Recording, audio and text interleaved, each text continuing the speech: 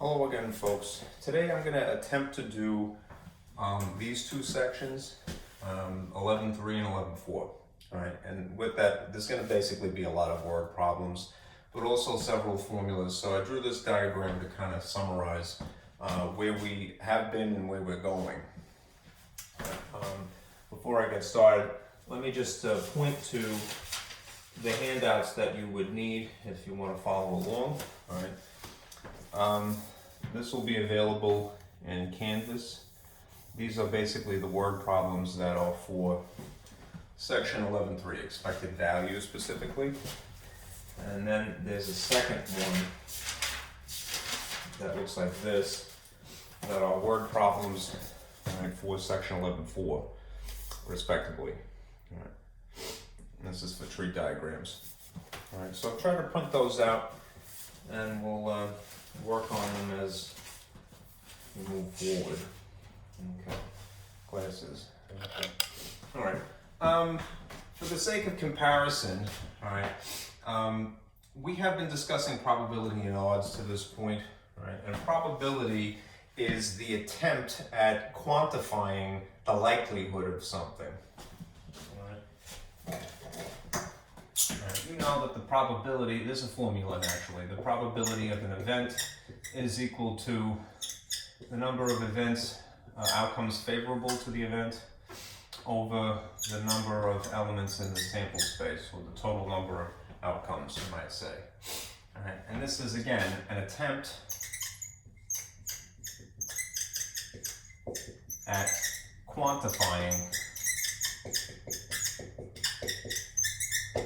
likelihood.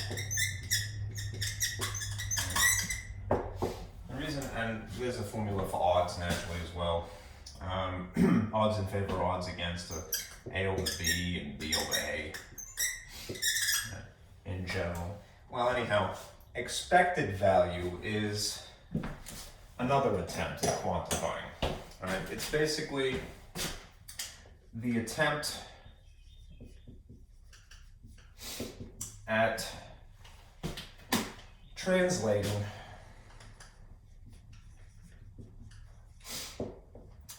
opposing probabilities, you might say,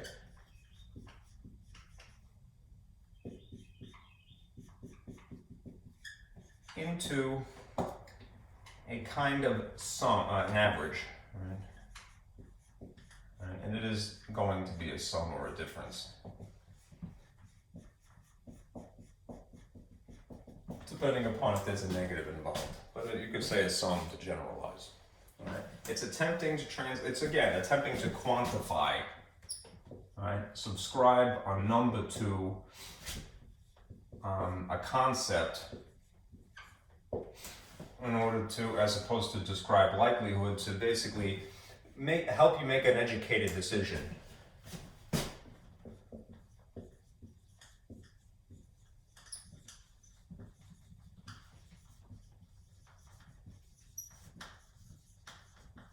And there is a formula that goes with this. I kind of tucked myself into a corner here, and I have very limited real estate to write, so I'm going to erase a little bit just because I have to. All right. These things that are in green or in red are really the subject for today. I only mentioned probability again for the sake of comparison. This idea of subscribing a number to a feeling that we have. All right. Expected value is basically that as well, and it incorporates probability. Let me get rid of this.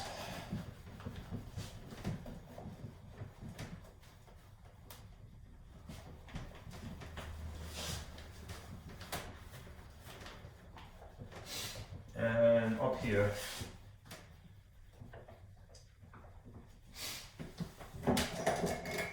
I'm going to, well, I should have used green, very good.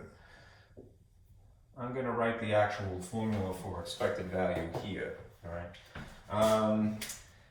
Green is cooperating today, so that's good. Let's see about this one.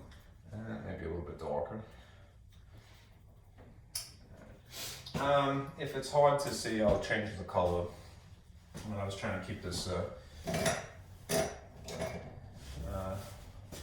correlating to these section. expected value is usually abbreviated by E, right? And it involves a probability, as I mentioned. So it may be several probabilities, so you'll see a generalized formula with little subscripts. If you see a subscript, just distinguish this from a superscript. Like H2O has a little 2 that is lower than the H and the O in the chemical formula for water. All right. Whereas E equals mc squared has a little superscript 2. That is an actual exponent, whereas the 2 in H2O is it's a label, more or less. Okay. Think of subscripts as labels. Think of superscripts as operations.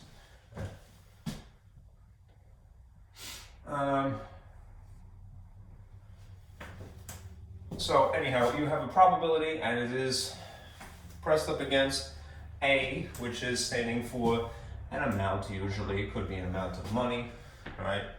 And there may be several of these terms. So just distinguish one from the next in this sort of average, which is usually a sum, right? It could technically be a difference. Right? There'll be a second one, subscript 2, and then sort of to generalize, right? They'll put a plus, right? And then some ellipse marks in the formula, and then a second plus, and then these subscripts, n. N is a number, right? Whatever nth, term that we're talking about. Anything separated by pluses or minuses would be referred to as terms. Okay.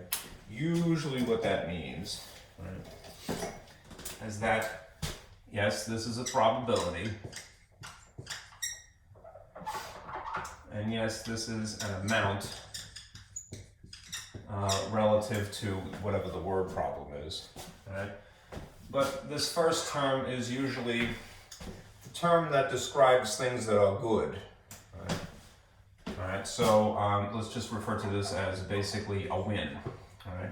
And usually the second term, it doesn't have to be exclusively, but usually the second term is considering the probability of losing somehow, so a loss, right? And there may be several extra winning and losing depending upon terms, depending upon the complexity of the question. All right. We represent a win by subscribing a positive to the amount A, whatever the amount is. And we distinguish losing by subscribing or assigning a negative, right, to the amount, whatever it is, right? So that will make a negative term overall, right? Because probabilities are always positive, or always not negative. It could be 0 in theory, right? And you will combine these by potentially adding or subtracting, all right? And then you get a value here that is usually some sort of a decimal, all right? If you get amounts like this, just convince yourself. And let me put this here.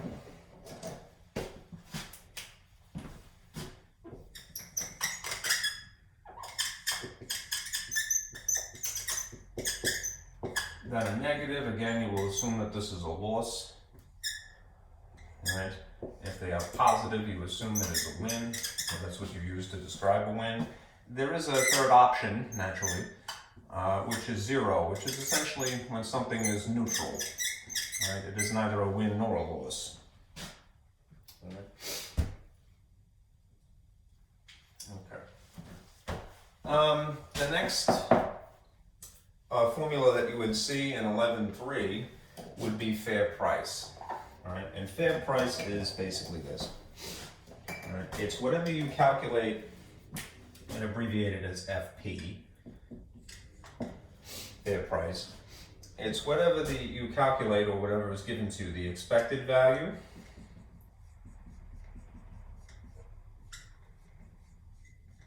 that comes again from this formula,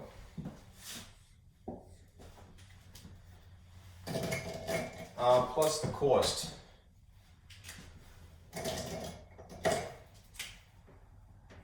And just to distinguish it, I'll use a different color here. The cost to play, all right? Now this usually describes games, all right? Remember that phrase experiment. An experiment in the context of probability, all right, can be a literal experiment like you're in a lab, you know, or it could be a game. A game to a math person is just as much an experiment, you know, as a scientific experiment, all right? Anyhow, the cost to play is what would decide something is a fair price, like the lottery, say, for example, or some other gambling. Anyhow, in theory,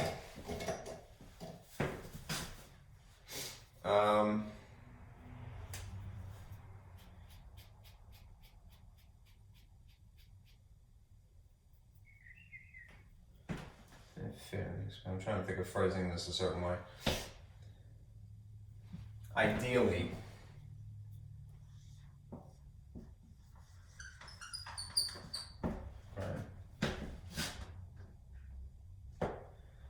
the expected value, right, should be 0, right?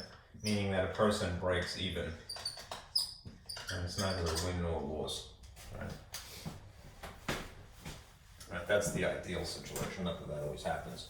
Okay.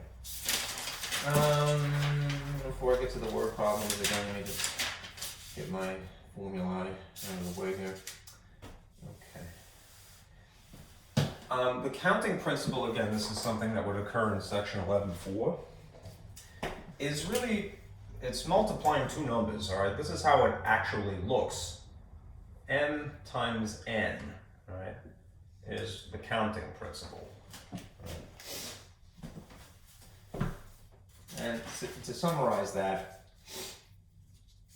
and I'll try to erase some stuff not to conflate anything here. The first factor here, the M specifically, is the number of distinct outcomes of, let's just say, a first game, right, or a first experiment, right? And then N is the number of distinct outcomes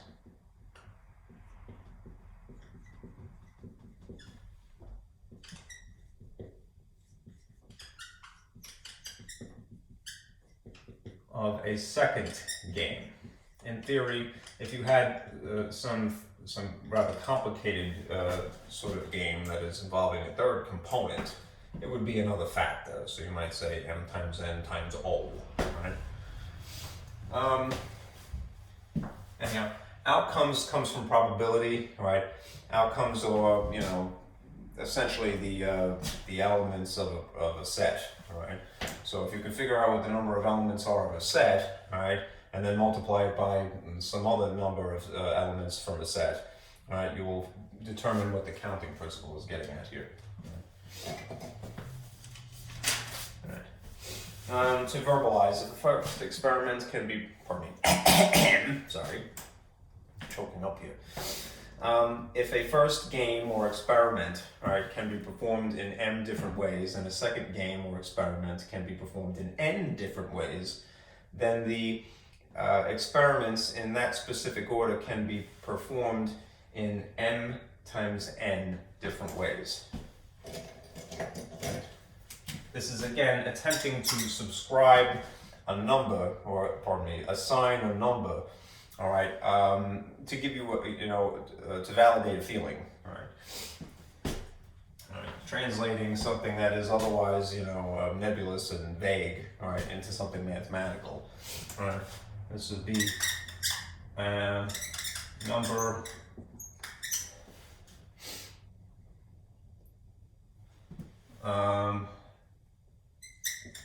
of distinct ways.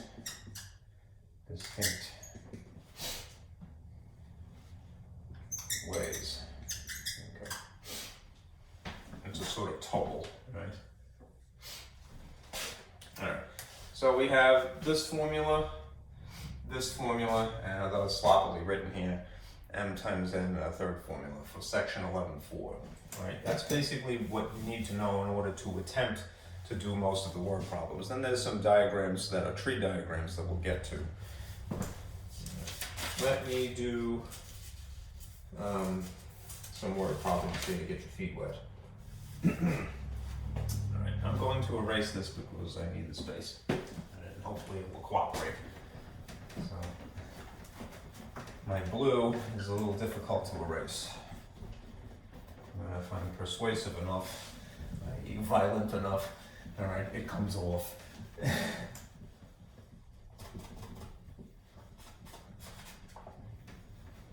hate to be so ferocious, but I have to. All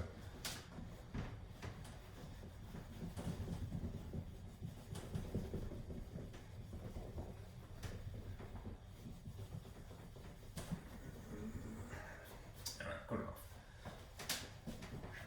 Should leave a little bit of space here. All right, I'll kind of leave that because again, I need it immediately. All right. What I will point to now is the first set of word problems that are for section 11.3. All right, they look like this. All right, it refers to an airline is the first question. I'm going to read it, unfortunately, I have to. All right, an airline is considering adding a new route from Boston to Minneapolis, but also needs to consider the potential for profit or loss. All right. After much research, the airline estimates that there is a 60% chance of making an annual profit of $800,000, a 10% chance of breaking even, right, and a 30% chance of losing $1 million. All things considered, how much can the airline expect to make annually on this new route? Right. First of all, we're going to start with this formula, all right, and we're going to remind ourselves that they've quoted certain percentages to us. All right, remember that a probability, although it's normally given in the style of a fraction, a number sitting on top of a number, you can convert it to a decimal, you can convert it to a percentage, and it's usually a percentage that is, I don't know, more conducive to us. All right, we like that. We like to have percents. So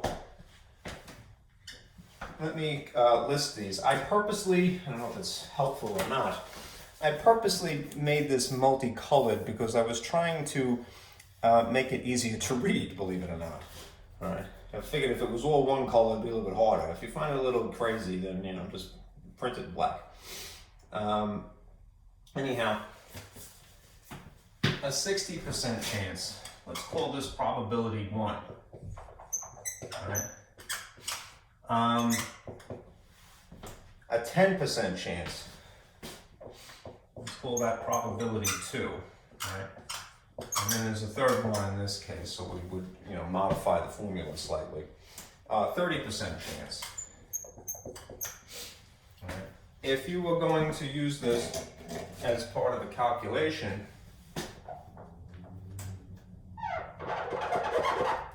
let's erase this just a wee bit. Make sure that you convert these to decimal form. Right? So if you have 60%, in place of this P, all right, you're going to put 0.6. All right. In place of the second one, you'll put 0.1. You could make it 60 if you like. All right, you could make it 0.10 if you like.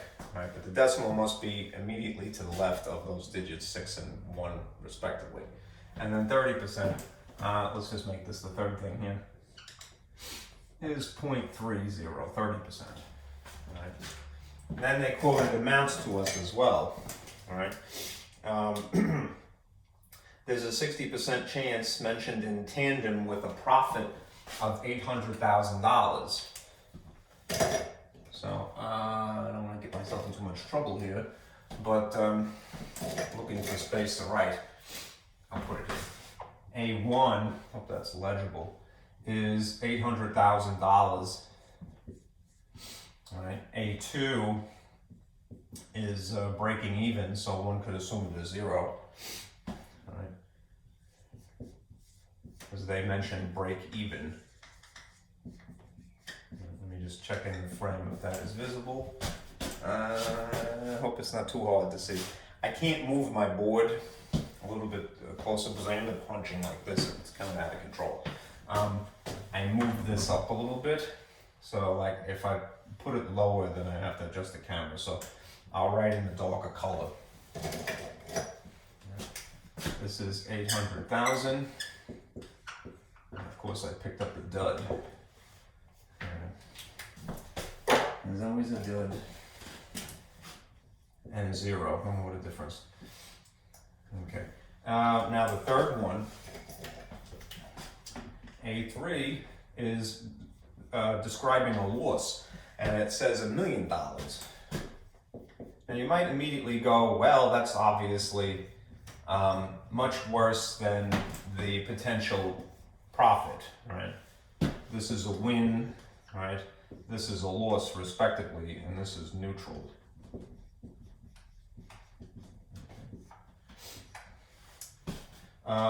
But you have to consider the amount in tandem with the percentages related, right?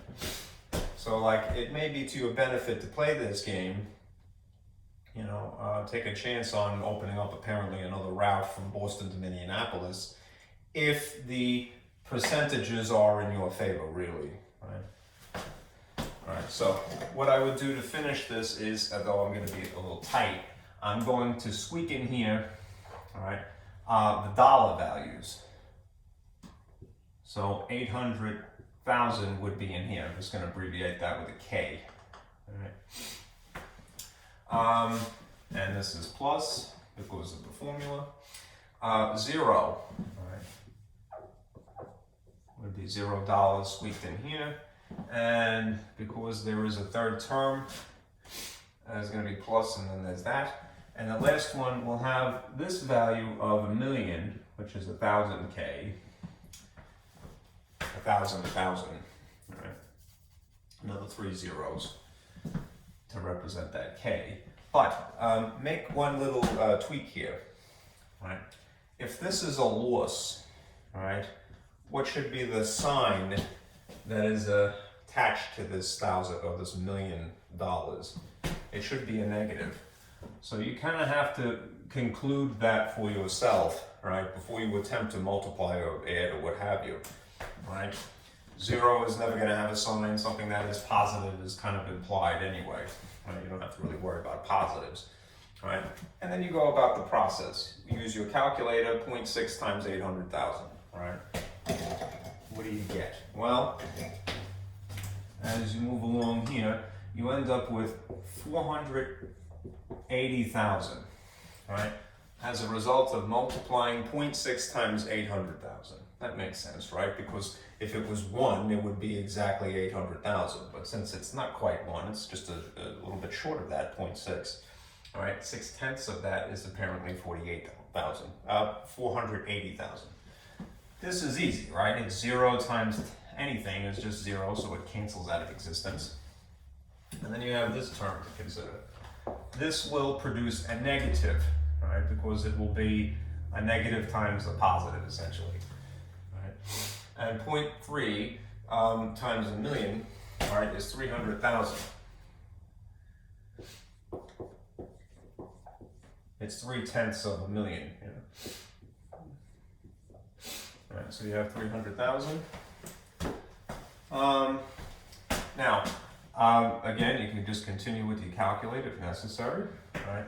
But do remember, you have a larger number here and a smaller number here, right? So are you going to get a positive or are you going to get a negative? If you have a larger positive, you're going to get a positive, which is cool, because that means that the expected value, right, for this situation described is going to be the difference of, let's see, $180,000, right?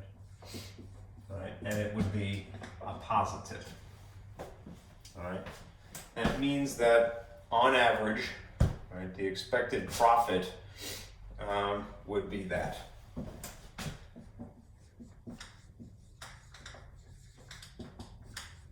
We would expect a profit a win, you might say, right, over the long run, right, or on average. This my red apparently is now dying too. Right. When you get positive results, right, it is again a win. So you would, in the context of making money, it would be a profit naturally. All right. And again, think of this as being something of an average. I know that when you think of average, you probably think mean, which means you add a bunch of stuff and then you divide by the number of numbers, right? But this is as close to that as we can get, right? Just the adding and subtracting portion of this. There is the factor of these percentages involved as well, right? Again, to summarize, you're considering opposing, basically, probabilities, you know, which are presented in the style of a percentage. And if you add them up, you get something of an average, all right? Anyhow, again, you might be scared. You go, well, $1 million, you're going to lose it, all right? But it's only a 30% chance of that by comparison. This is a 60% chance, right? And it is apparently to your advantage to try to open up a route between Boston and Minneapolis. Not that anybody's going to do that, right? All right? Especially now. I have to tell you, in the context of the situation we're all living in right now, I would not open up an airline. You know, it's not a bad idea. All right, not to make light. Okay. All right, let's do another. Erased, okay.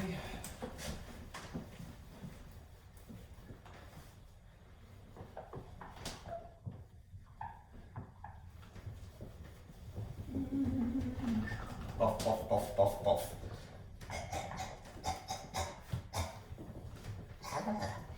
There you go. I'm being very twitty now. All right, next one. All right, same sheet, number 2. All right, Maria is taking a multiple choice test in which there are 5 possible answers to each question. All right, the instructions indicate that she will be awarded 2 points for each correct response. This sounds like the SATs back in the day, at least. Lose a half a point for each incorrect, and that no points will be added or subtracted for answers left blank. Right? In a sense, you could strategize. Right? If you were taking a multiple choice test under these conditions, you could strategize answering or not answering. Right? A, if Maria does not know the correct answers to a question, is it to her advantage or disadvantage to guess at an answer? Okay. We are then going to start with this formula, the expected value, to see if it is to an advantage. All right. But, all right, we're not really given probabilities in this situation, so we have to figure that out. What we have been given are basically amounts, the value of the point, all right, or the subtracted value of the point. All right. So, let's see. Perhaps we should list that first. All right. All right. I try not to use blue too much. Red. Okay. Let me make these distinct like this. A2.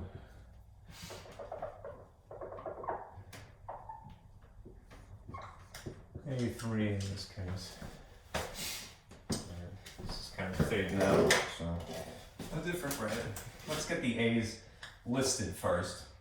A is the number of points given that if you're getting points, you can kind of think of as being winning, right? I'm winning because I'm getting points.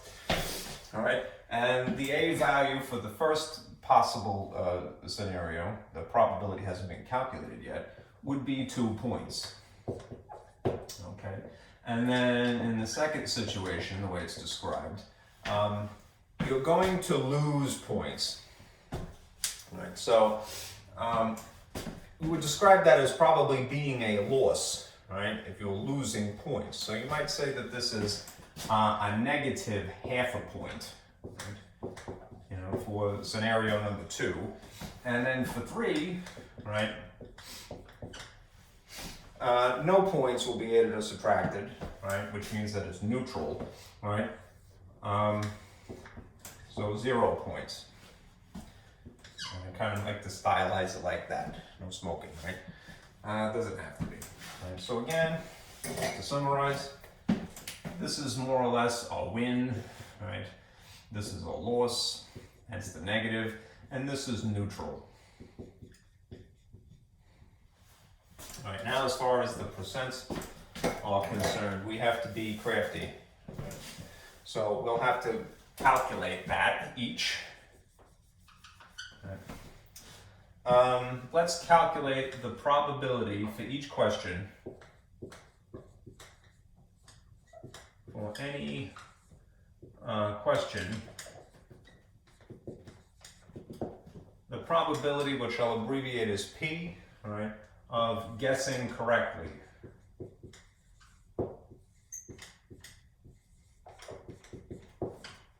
It's a little bit more verbose than the usual abbreviation that you see for a probability, but it's all well and good. It makes it a little bit easier to see. I'll make this like so. Right? Guessing correctly.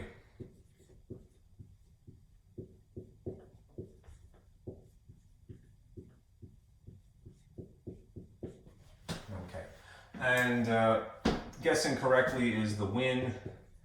So we'll call that situation 1, subscript 1. We'll call this the loss, all right, and we'll call this neutral, all right. Neither a win nor a loss, all right. If we're talking about a multiple choice test, all right, as described in the word problem, how many options are there to choose from, all right? It says that there are specifically where are we here? Just taking a multiple choice test in which there are 5 possible answers for each question, all right, for each problem, all right. So, ordinarily when we do a probability, we consider this formula, which is the number of outcomes favorable to the specified event, which is usually sitting here and is usually designated E, all right? So number outcomes favorable, all right, to E, the event, which is really this. You would write guessing correctly here in place of the E, but I'm running out of space, so I'm being cheap. Strategic, you might say, all right? Well, there's only going to be one correct answer, right? So favorable outcomes would be 1, right? Then as far as n parentheses s, right? That is number of outcomes total, or total number of outcomes, right? And since it's multiple choice, all right, and there's some multiple choice that is just true or false, right? That would be 2. Then there are multiple choice that is usually 4, right? And in this case, that happens to be 5. So it would be, the probability is 1/5, right? Let's do 2. We could always translate that into a decimal later, right? The probability of the losing situation, right, is not guessing correctly.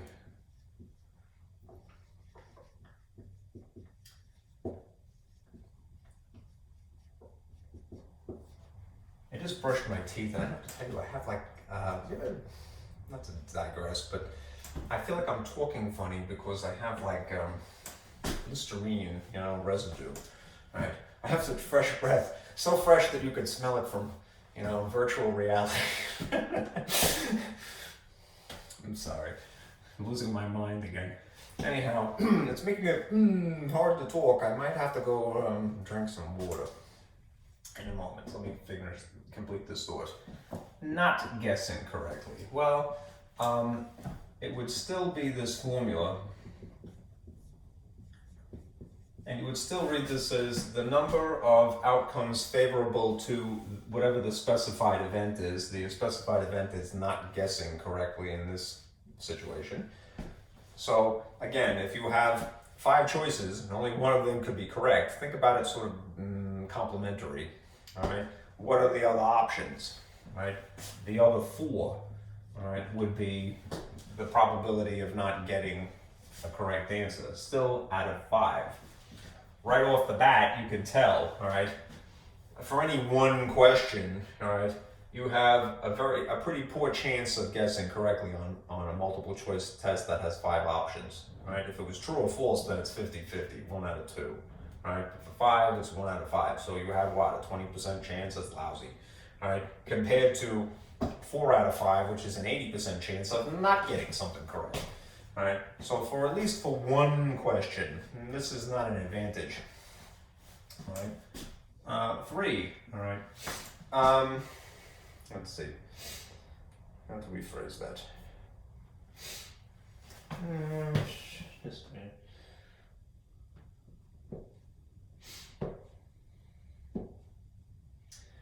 We may not need to consider the probability of that, right? Let's see. Because whatever the probability would be 0 anyway, so it's not going to matter. And how would you even calculate a probability if these are the only 2 conditions that are possible? Right. It's kind of unimportant in this context because, right, these 2 probabilities satiate, what is possible, right? From one perspective or another.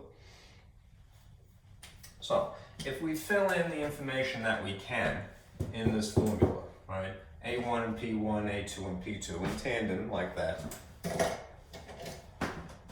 then I'll do it down here. The expected value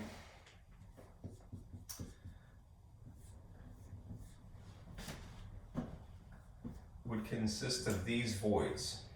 Right?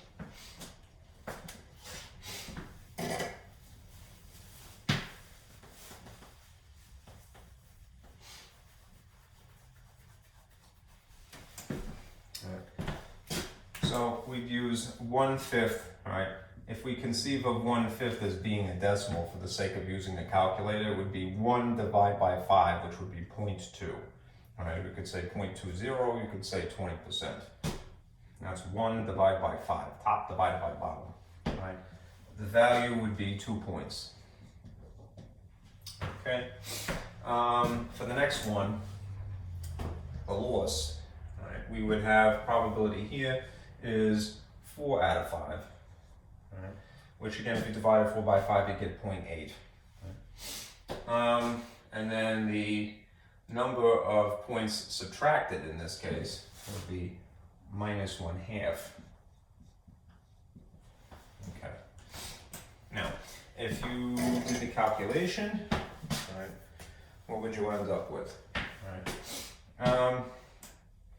This would be 0.4. Right? Or if you left it as a fraction, you'd get 2/5. And in this case,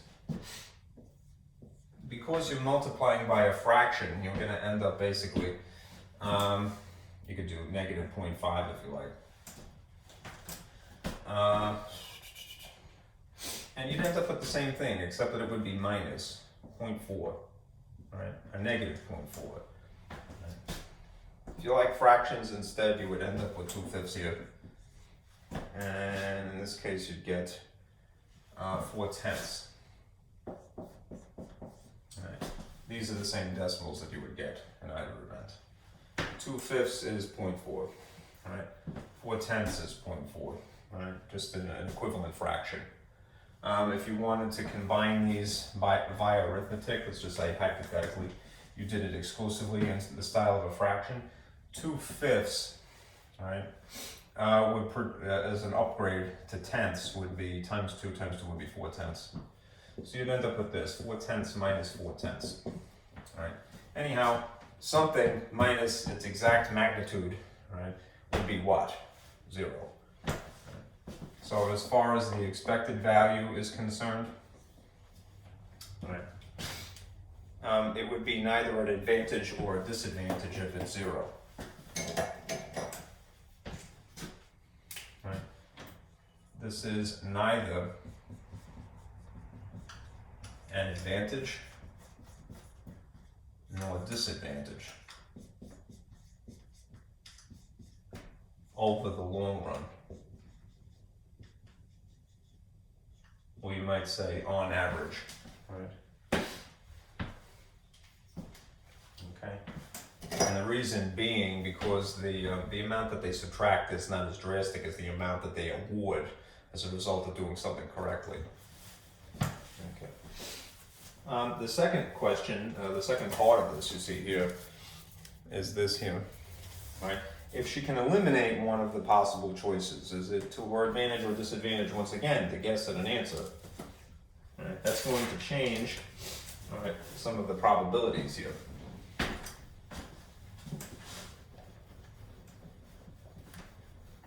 So let me erase this.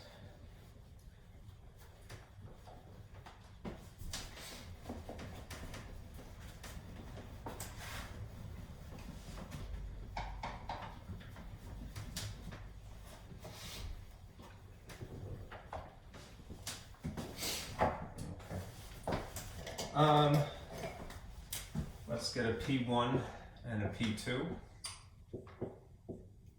and we'll decide how to rephrase that. The probability of guessing correctly, is that visible? Looks like it's okay.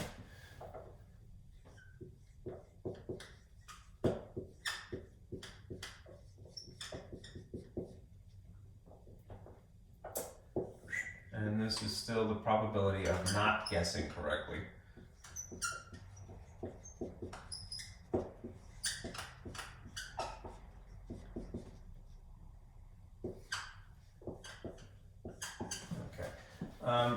This is still the formula that you would appropriately use. The number of events, outcomes that are favorable to this specified event, which would be guessing correctly. Now, if it's, again, 5 choices and a person can, with certitude, eliminate one of those 5, that means that there are really 4 choices then. Right?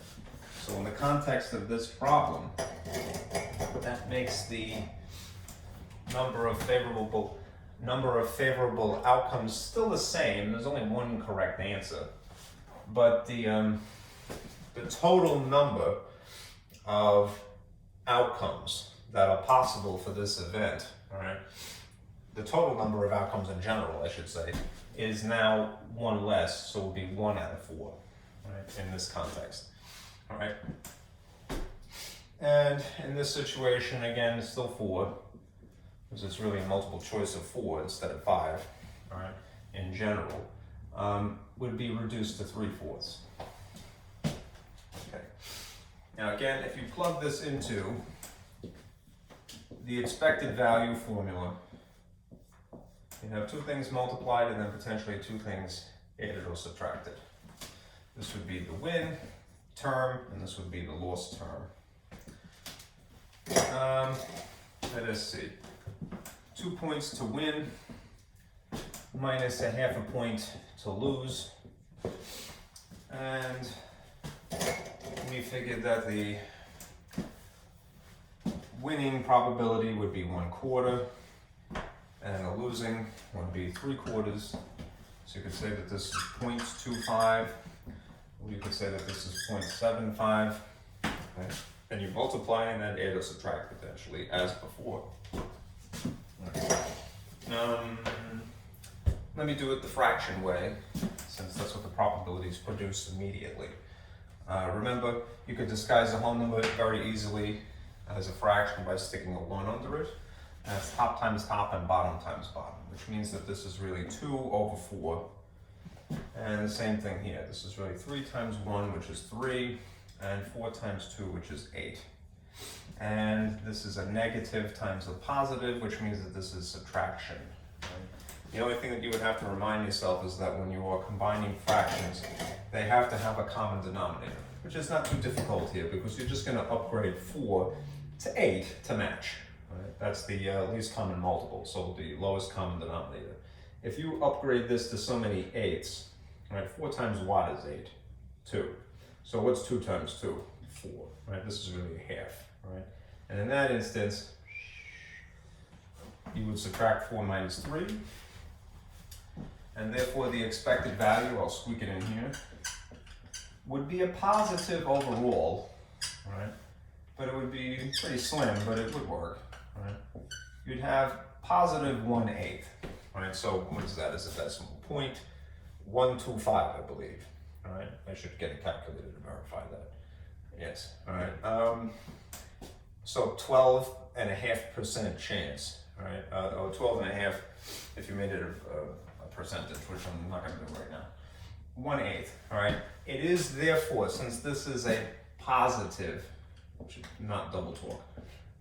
Since this is a positive, all right, this is therefore an advantage, all right, in the long run, right, to guess, right? How come? Again, because now there are only 4 choices to choose from realistically, right? If that is in fact what a person could do to their test. That started out as 5 choices. Imagine you did it for every single question. And there is more of a benefit for getting something correct than there is a loss for getting something wrong, right? So in this scenario, this is an advantage because you get a positive. Okay. All right, next problem. 3 is on the same sheet at the bottom. All right. For an outdoor concert, event organizers estimate that 20,000 people will attend if it is not raining, and 12,000 people will attend even if it is. All right. On the day of the concert, meteorologists predict a 30% chance of rain. All right. Determine the expected number of people who will attend this concert. At this point, you're probably noticing there's a pattern here, right? Virtually all of these questions will involve some derivative of this formula.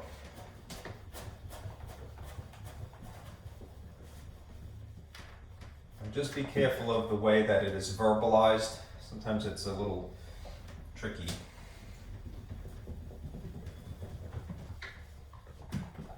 I don't like word problems to be designed that way, but they do that.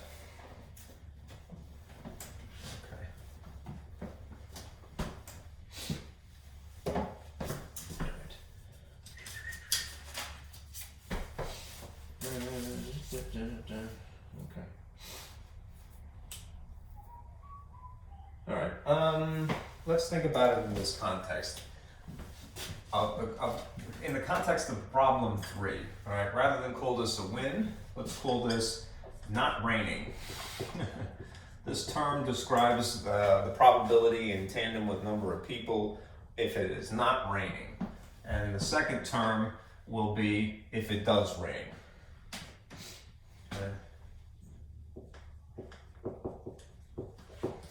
People are still going to come to this concert, apparently. Right? That's what I heard somebody. They'll still come even if it's raining, all right? I mean, if Woodstock, my father went to Woodstock back in the day, all right? If Woodstock is any indication, right, people will come, all right, if they want to. Let's see if the event planners will make a profit, or if they can expect a profit. Yeah. We have to work out the probabilities. There's at least 2 ways to do this, I believe. Let me show you what the book has described as the proper way. And here's what I thought about it, and it still produces the same result, just in case you happen to do it yourself. Let me answer the door, there's somebody ring the bell.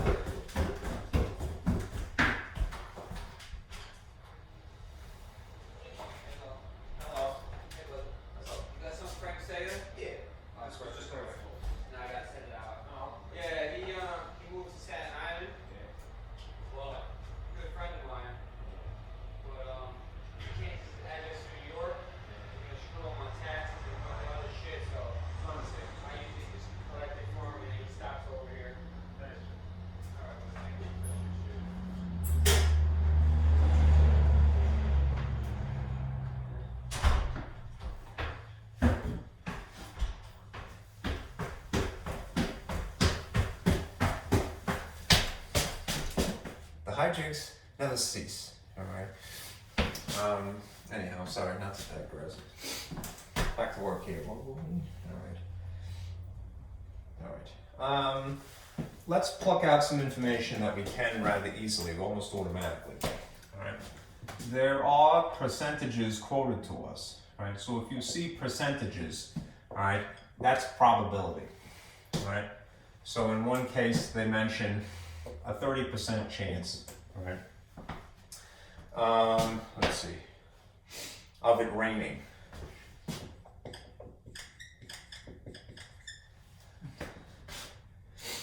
A 30% chance of rain, right, would be for this probability 2 here, right, and therefore this would be 0.3 if we made it a decimal for the sake of multiplying. Right? We can make it 0.30 if you prefer. All right. Not raining, all right, is something that you would infer basically by thinking about this. What would the balance be? Right, as opposed to 30%. If there's a 30% chance of raining, right, then what does that mean in terms of probability 1, right? That means that there is a 70% as a balance out of 100, right, of not raining. Which means that it's more likely not going to rain, right? So in terms of a percentage, that would be 0.70.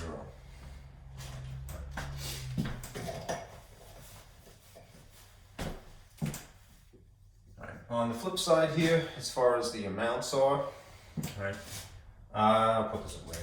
It has to be A1, the ideal situation of it not raining, all right? That means that all of the people will come, all right? So it would be, this is 20,000 people is what they expect, right? Let me just verify. Yes. And for A2, they still expect people to come, but it will be less, it will be 12,000. Okay. All right. In this case, I mean, this is the part that's going to be a little weird. If people are coming, all right, to this concert, they're gonna win no matter what, all right? There really is no loss in this case if you think about it, because if even one person buys a ticket, I mean, short of considering overhead or the cost of, producing, all right? They didn't mention that at all in this word problem. A person is going to win if at least even one person shows up in this ideal sort of netherworld. So we don't really have to worry about a negative in the context of this particular problem. It's kind of unusual. I mean, that's just the way the phraseology works out. Right? So there is some kind of like hidden loss, all right, for this second term. It's just that there's less people, but because of the way that, this is what I'm getting at, because of the way that the question is presented to you, you don't have to use a negative in this case. So, you have 0.3 and then 12,000 and then, oh, it's backwards, sorry. That's A1 and then P1. So 0.7 and then 20,000. And then this one is 0.3, but there's still people coming. 12,000. Anyhow, if you multiply these two terms, you get 14,000. And if you multiply these two terms, you get 3,600. And in this case, there's no negative, so you're just going to simply add them. That means that the expected value, all right, is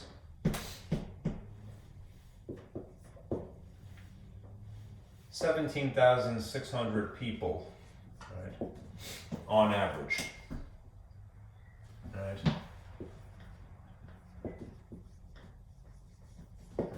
They can expect that many, right. The ideal situation would be the maximum of 20,000, all right, but it's not for sure because of the weather. All right. Now, that's probably the best way to do it. What occurred to me, just kind of sticking with the logic of, well, I have to use a negative, right? You don't, right? If this is the way the problem is presented to you, you don't have to in this case at least, all right? But here's an alternative, right, perspective of this. And I'm not sure that it is better, but just in case you happen to intuitively go this route, at least you have company. I mean, maybe I'm wrong, right? And I don't want to mislead you, but I'll at least present this to you as an option. All right.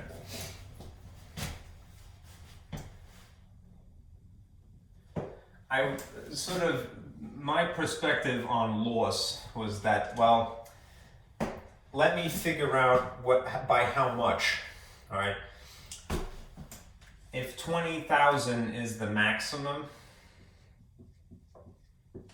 and if it does in fact rain, they're only expecting 12, that means that you would have realistically, for A2, a loss of negative 8,000, right? And that would be times 0.3, because that's the 30% probability that is attached to that A. Right? And then for the first term, right,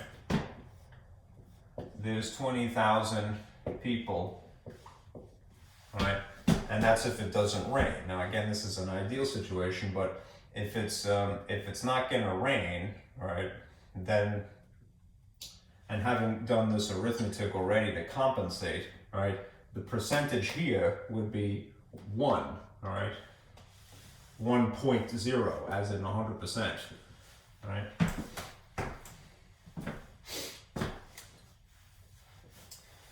Okay. Anyhow, if you calculate that,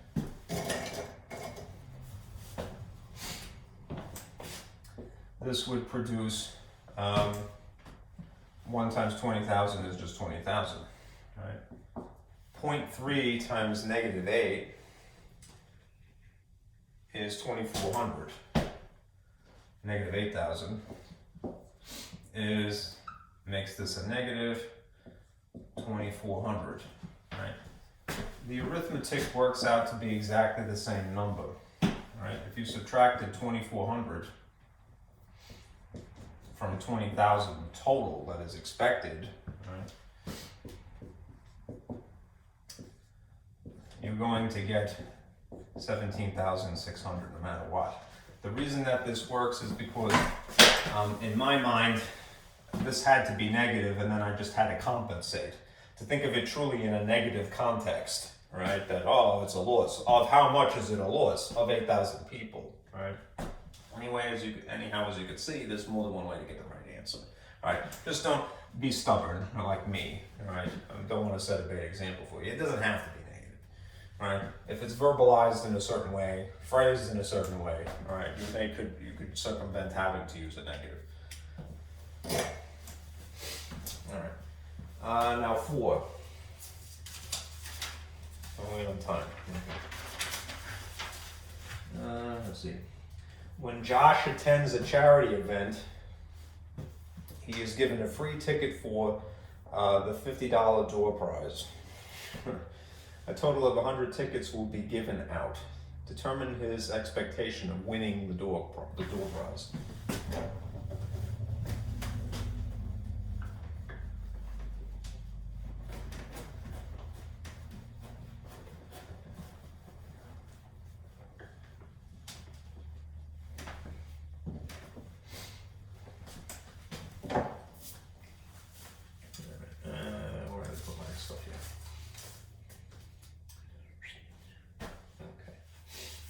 So we're sticking with the same formula again.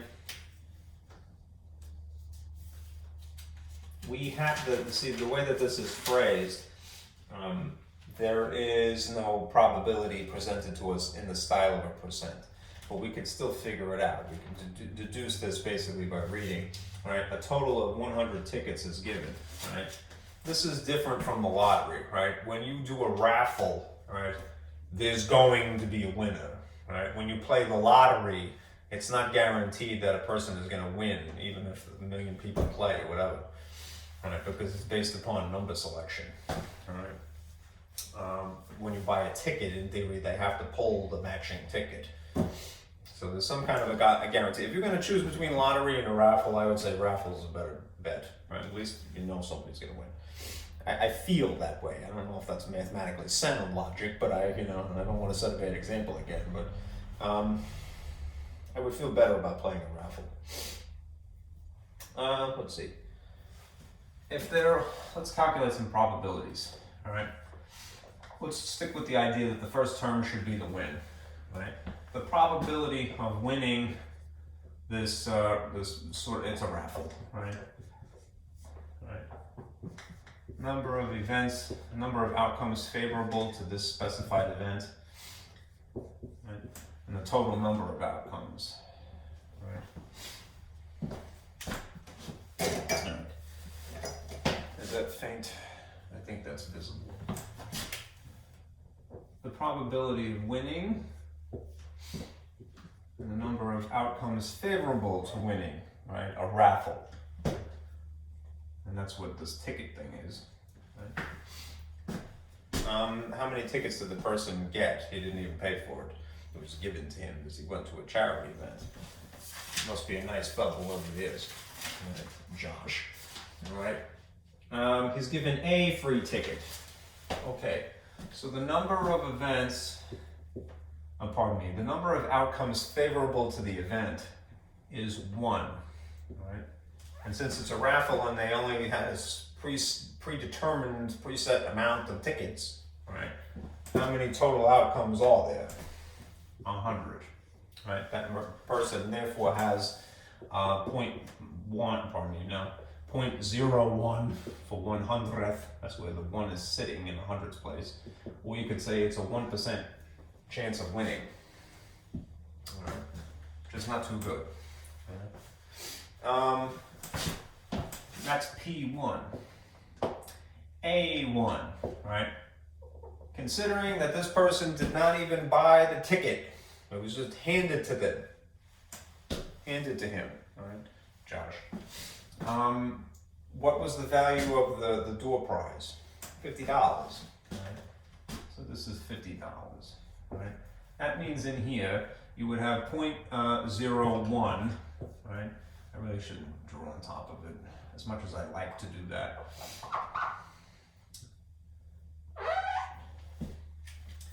I'm a twit, I have to fix it now. Okay. I'll put it down here since I usually do anyway.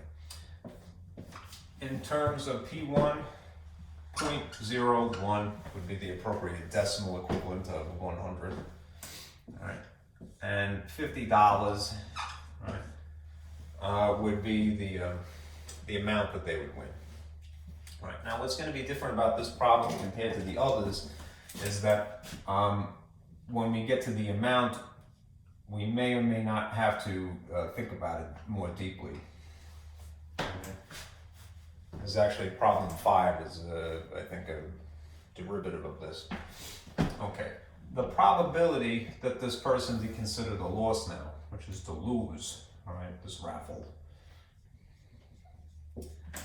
is still this to lose, the number of possible ways to lose, and the total number of outcomes. The number of outcomes in favor of this event, of losing, okay, as much as that is a negative context, a negative spin, all right, on a situation. It's the alternate perspective in terms of probability, right? It's 1 in 100, which is not too good. It's a 1% chance of winning, right? What is the chance of not winning? 99 out of 100, which is crummy, all right? And that is 0.99, which is a 99% chance of losing. Big frown. All right. You're not going to win if you play a raffle. It's no guarantee, but somebody will. All right. Again, that's why I feel it's better than lottery. Okay. So that's this over here.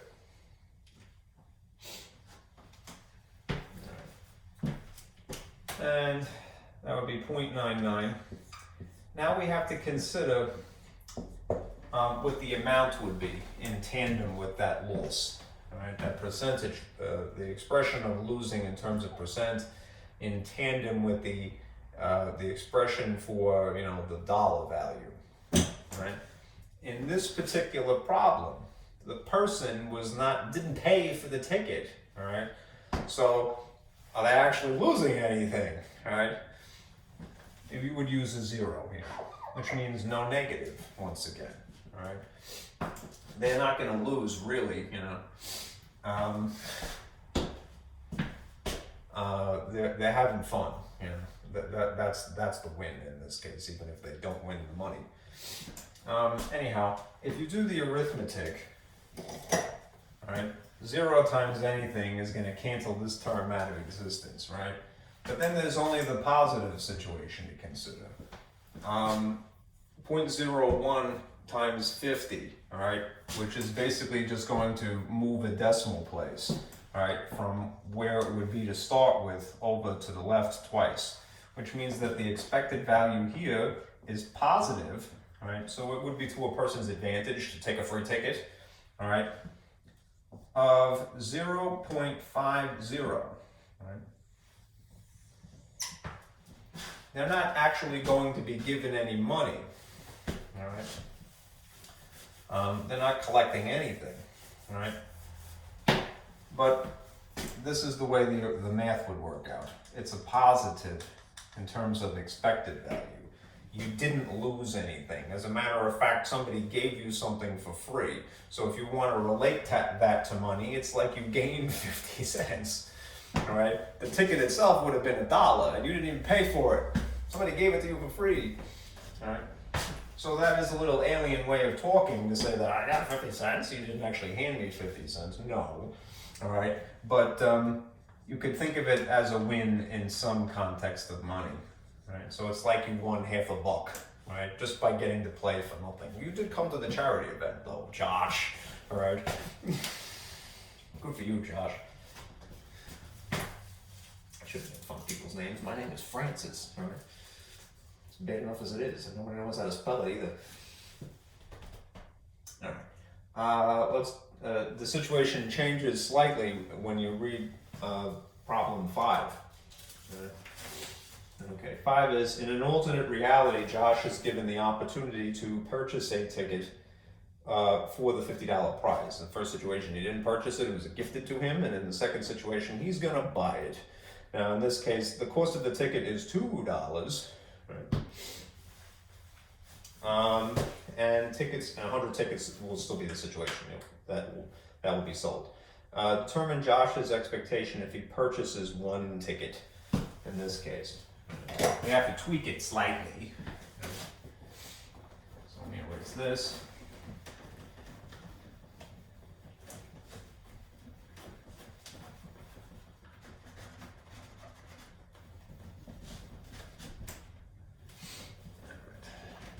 Back to this again. We'll figure out probabilities once again. So we'll start from scratch. Okay. If there is a probability of winning, again, it would still follow this basic formula.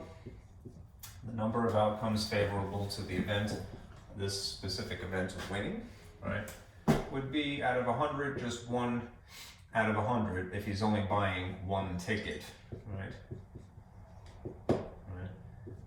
So that isn't going to change. Again, in terms of, let's discuss probability 2, losing, which is not winning. That would be still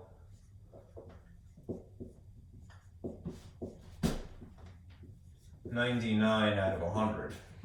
Okay. What is going to change here is the amounts that are working in tandem with these probabilities.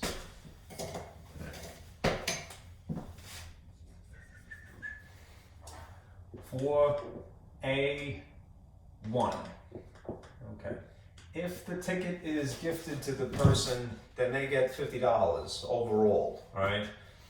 They didn't even have to try, right? if they in fact win. They get $50, they're ahead $50, right, door prize.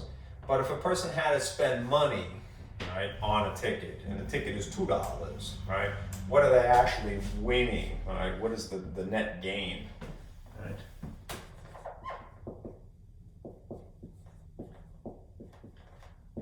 The net win, the net gain, right? It would be the $50, you know, minus the cost, which is $2, right, which makes it what? Right, $48.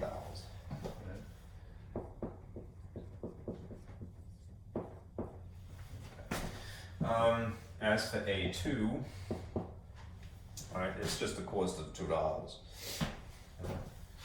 In this case, since it's losing, you would actually use a negative.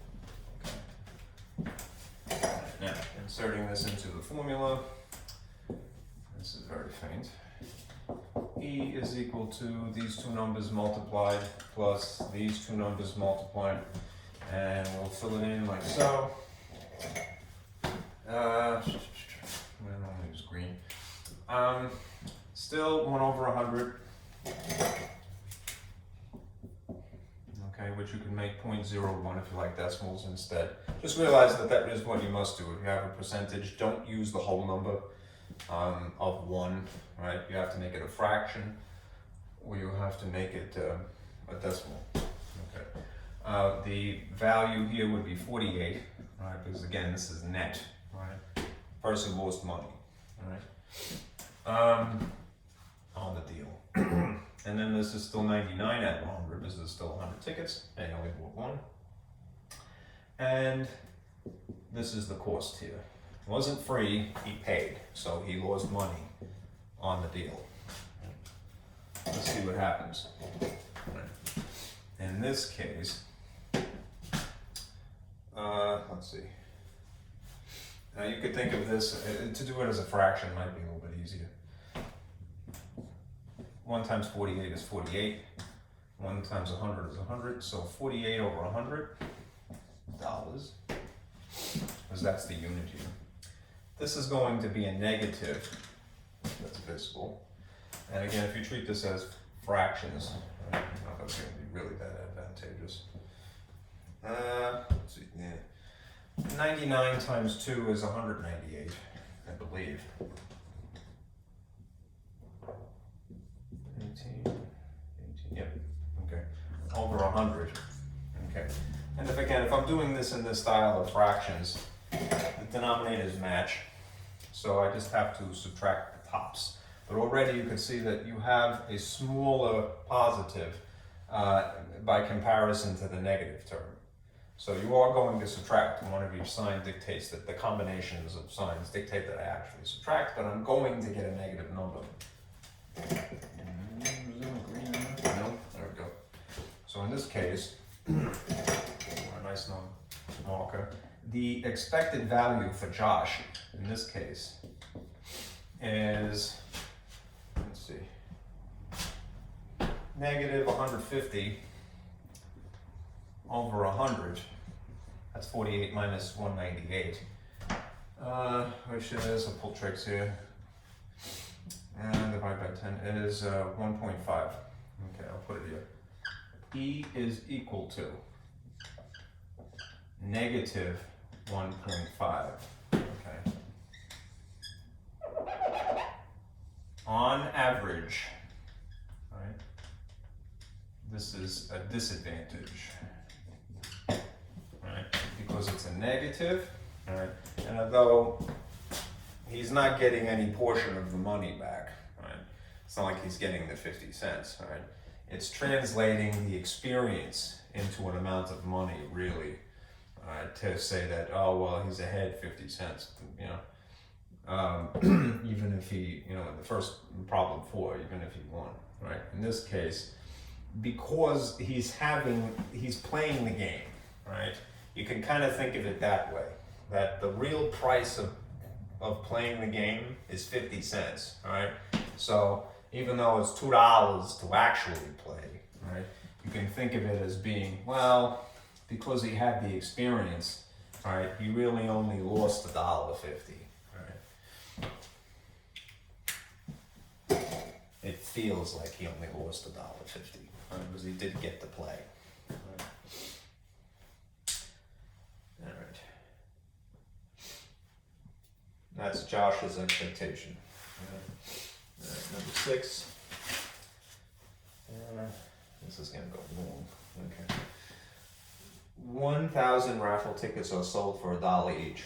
All right. One grand prize of $500 and 2 consolation prizes of $100 will be awarded. The tickets are placed in a bin. All right. Again, these are raffle tickets. The winning tickets will be selected from the bin. All right. Assuming that the probability that any given ticket selected for the grand prize is 1 in 1,000. And the probability that any given ticket selected for the consolation prize is 2 in 1,000. Determine Irene's expectation if she purchases 1 ticket. That's part A, and then part B is the expectation if she purchases 5. All right, again, we're going back to this formula. All right, the probabilities, again, are already given to us in the style of a fraction.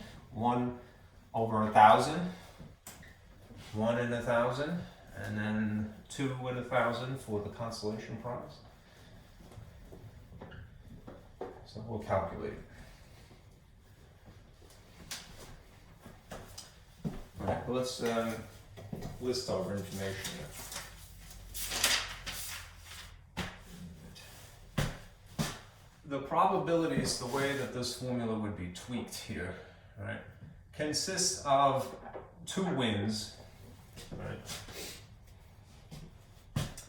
and then a loss, you might say, in general, right. The reason that there's 2 situations in which you might win in the context of this problem. You win the grand prize, or you win one of the consolation prizes. So the first term is a win for the grand prize. All right. The second term would also describe a win, but for one of the 2 consolation prizes. All right. A third term, in theory, is not neutral in this problem.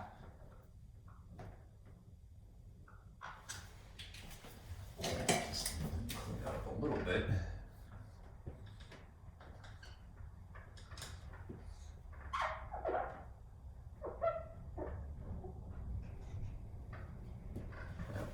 But this would describe the loss. It's just that the person only has to pay once, right? It's not like they have to pay twice to play 2 different games. They're really making out, I mean, if anything, to start with. Because if you pay once, all right, and then you get to play 2 different games as a result of using the same ticket, you only need 1 term to describe the losing in this case. So let's figure out our percentages here. All right. Couple of things just to remember. The grand prize is $500. Right? The consolation prizes are $100 each.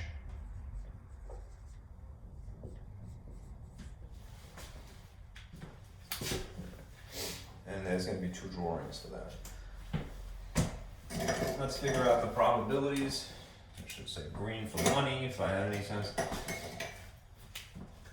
What is the probability of winning the grand prize? It's the number of outcomes favorable to that event over the total possible outcomes. Well, they already told us, actually. To win the grand prize, they already said, is 1 out of 1,000. Right. Simultaneously. And we'll call that P1.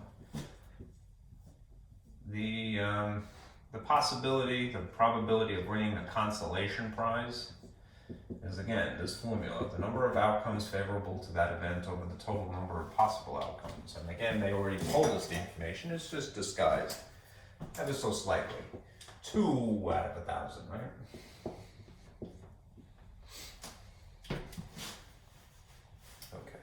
What is going to take a little thinking is the amounts, respectively.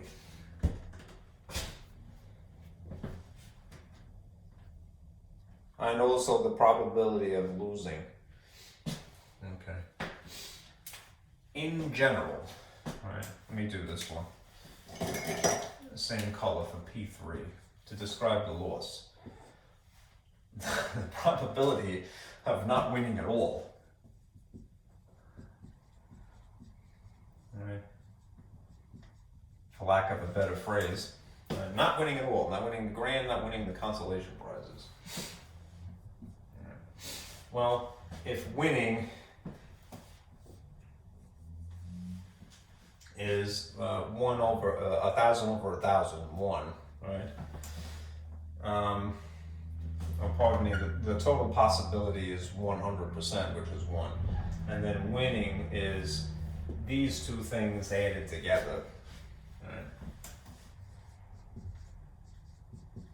Sound like, what's his face? I feel like, what was that guy? Charlie Sheen. He can always talk about winning, right?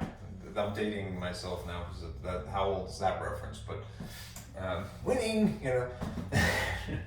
Anyhow, total winning in this scenario would be this possibility of winning and these possibilities of winning, even in just playing one ticket. So that's 3 out of 1,000, right?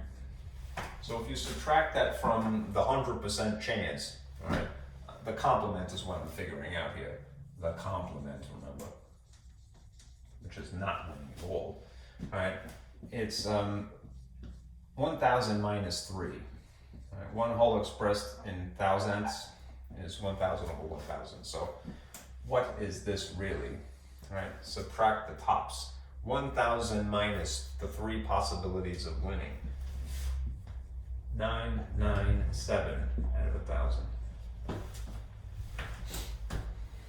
So obviously 1 out of 1,000, not too great.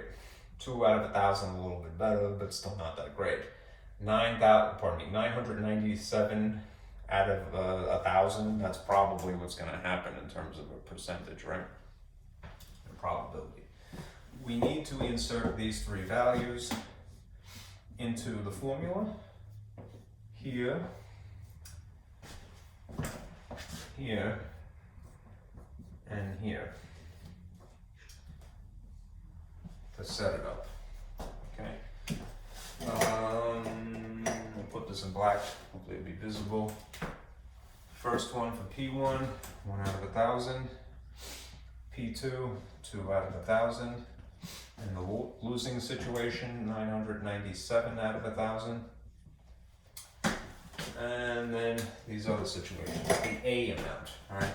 These are going to change too, because we're thinking in each of these cases, it's net, right?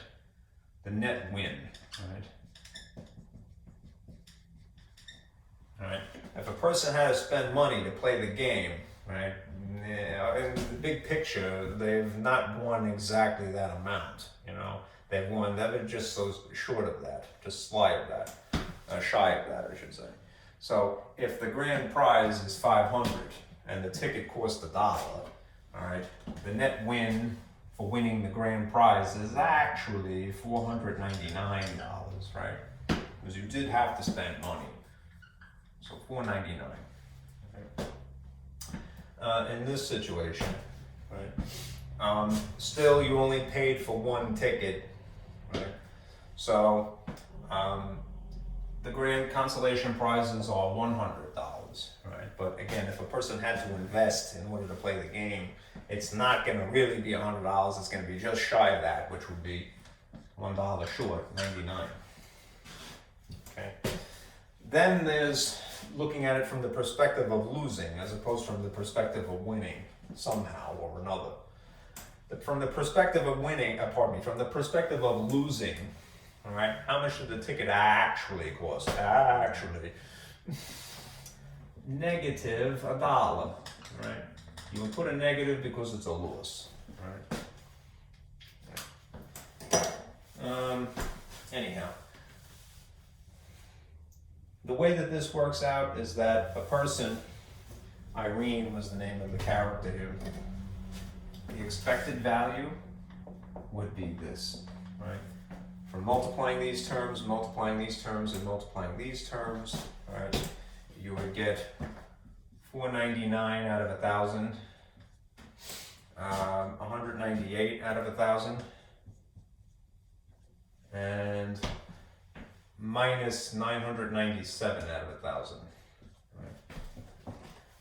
Because you have addition and subtraction in tandem here, remember you do the arithmetic left to right according to the order of operations. So you would combine these two first and then subtract as an afterthought. All right. Anyhow, the end result is, I believe, negative 300 over 1,000. Yeah. If you add 499 and 198, all right. If that was 500 and that was 200, it would be 700. 700, although that's an estimate, all right, is smaller than, 997. All right. So the way that this is going to work out is that it's negative 300 in terms of the fractions over 1,000. All right. And then to slim it down, right, it's really 3/10, which means that this expected value is negative 0.3. dollars, since that's the unit, right? If you get a negative, that means that this is a disadvantage, right, for Irene, right, to buy one ticket to answer the question, right? If, on the other hand,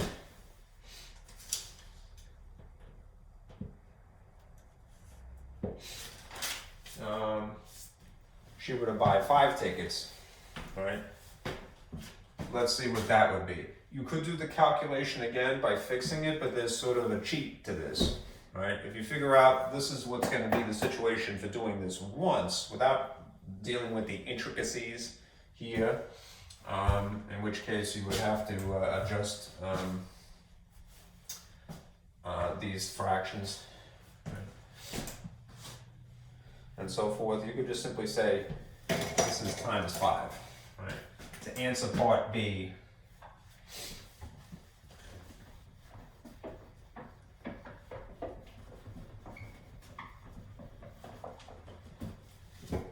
answer part B, the shortcut would be just to multiply by 5, because it's 5 tickets. Right. If one ticket produces a negative result, right, one could expect that times 5 would be negative $1.50. Right. It's not horrible, right? Right.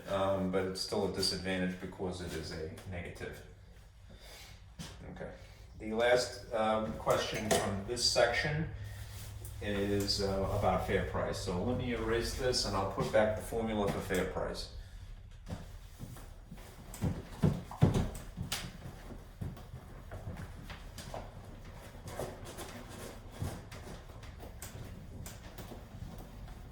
going to have to spray this.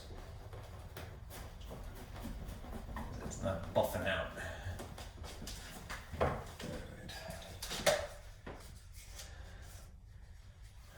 Be gone.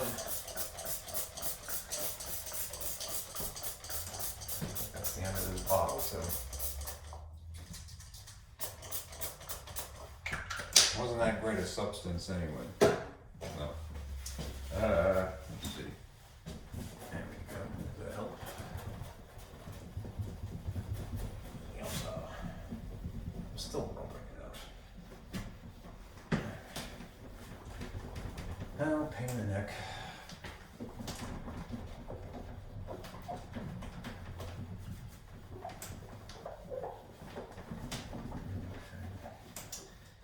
Something like that. I gotta dry it.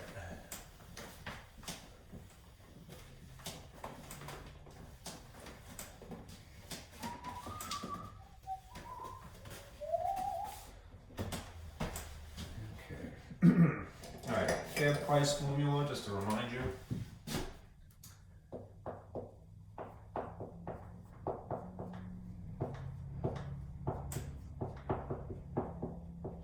Is equal to the expected value, which we had been calculating,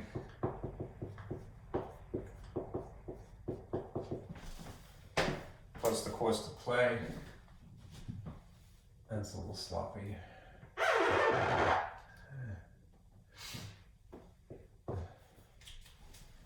Let's make this a little bit more distinct. Cost to play.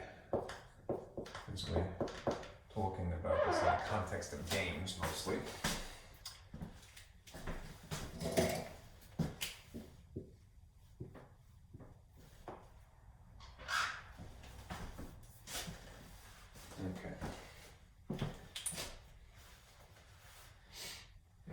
To read 7, let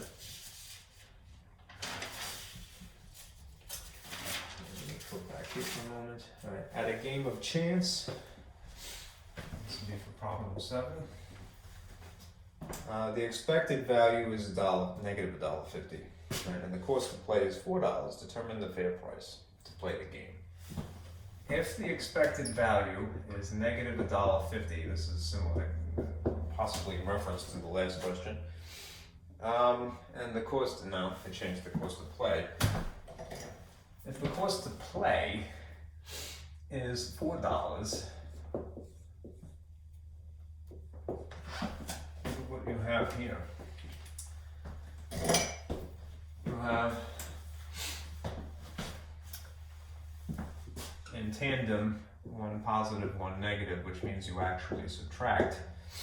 And it would be a difference of $2.50.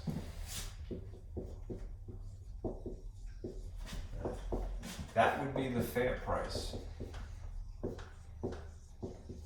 Right. If the situation were fair to begin with, then the expected value would be 0. If this was truly fair, the expected value would be $0. Right?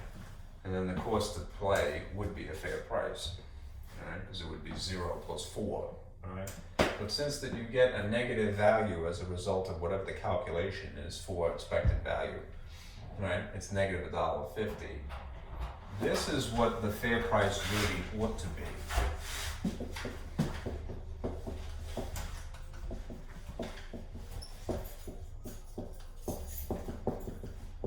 So whoever rigged this game is cheating. Okay. The fair price should be $2.50. Okay.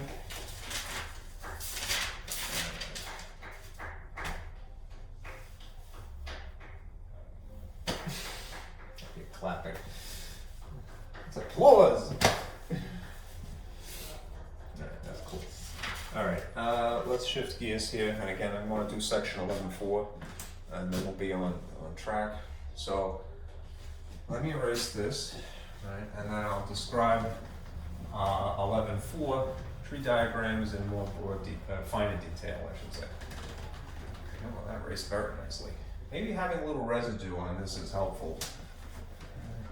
Perhaps we should do that more often. I don't know, I thought it was smearing around a lot, and that's why I tended not to do that.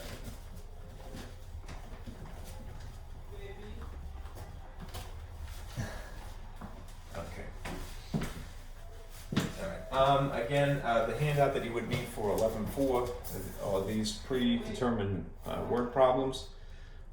This first one refers to person's name, let's see, Christine, Mike, Larry, and Phyllis. I'm going to label it in Canvas so you can distinguish 11.3 from 11.4. Anyhow, let me give you a little summary here. All right. First of all, what are tree diagrams? Right. 11.4.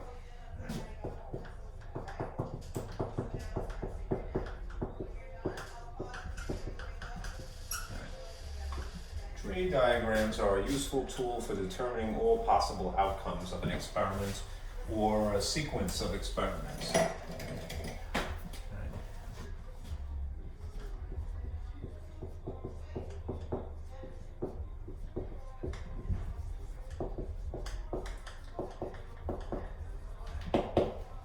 all possible outcomes.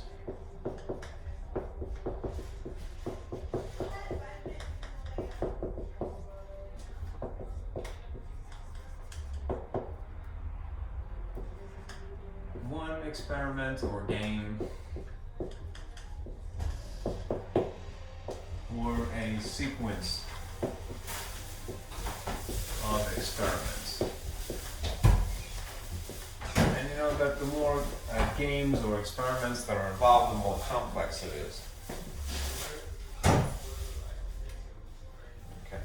There was some terminology too I gotta remind you of here.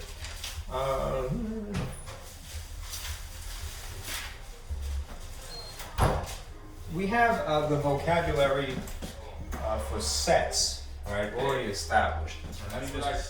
Let me put this under here. Right?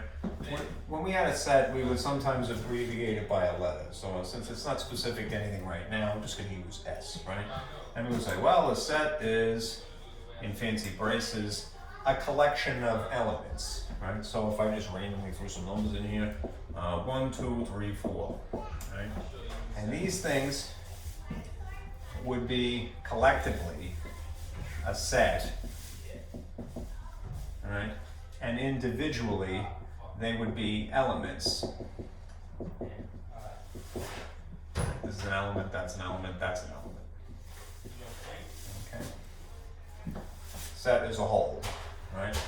The vocabulary is going to be modified in the context of gambling, right? Or in experiments, right? Which are games, you know, same difference. By using these phrases, right? I kind of alluded to this a while ago when I was talking about probability. You know that in the probability formula, theoretical probability, that the abbreviations are these, that it's N in parentheses E sitting on top of N parentheses S, right? And a while ago, I said, well, what does the S stand for, right? Why S and not T for total, since that's usually what it's referring to. It's really referring to a set, right? But coincidentally, there's this phrase, sample space. In the context of experiments, rather than in, for lack of a better phrase, purist math, right? They don't call this a set, they call it a sample space, collectively, right? And in terms of the alternative for elements, which we also know as outcomes, in the context of probability, those are referred to as sample points.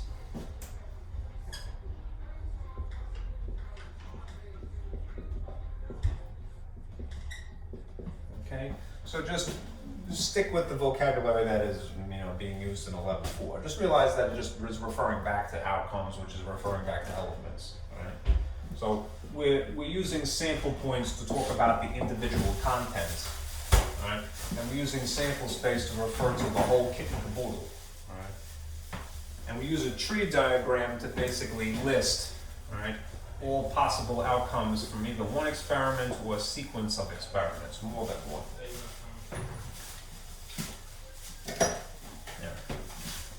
Let me draw you sort of a little organizational chart.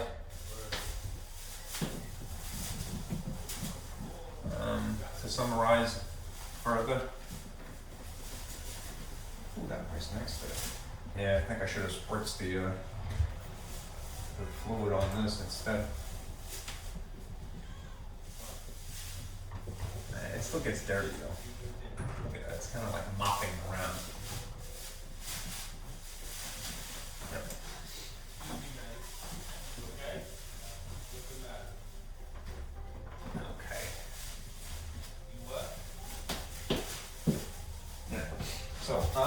What are the tools that we have?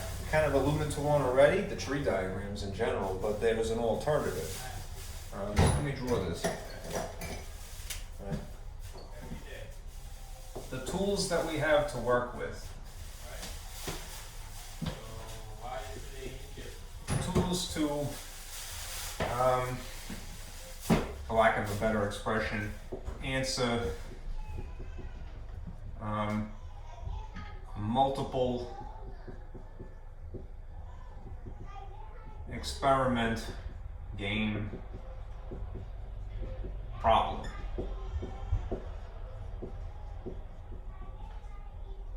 There's got to be a better way to phrase that, but so be it. It's very literal. The tools that we have to choose from. Well, we have the more or less the algebraic way of doing it.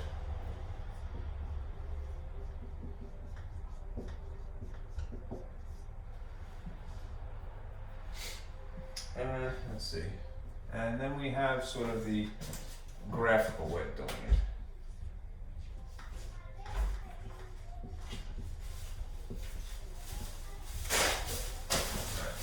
The algebraic way of doing it is the formula that I had mentioned earlier.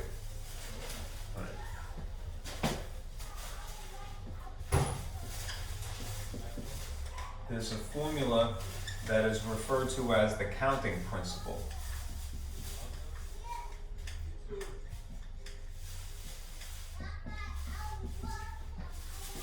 The counting principle is, in its most basic form, if you're just talking about 2 experiments rather than several, there's 2, right, is m times n, right? And again, what is that? This is a number of distinct outcomes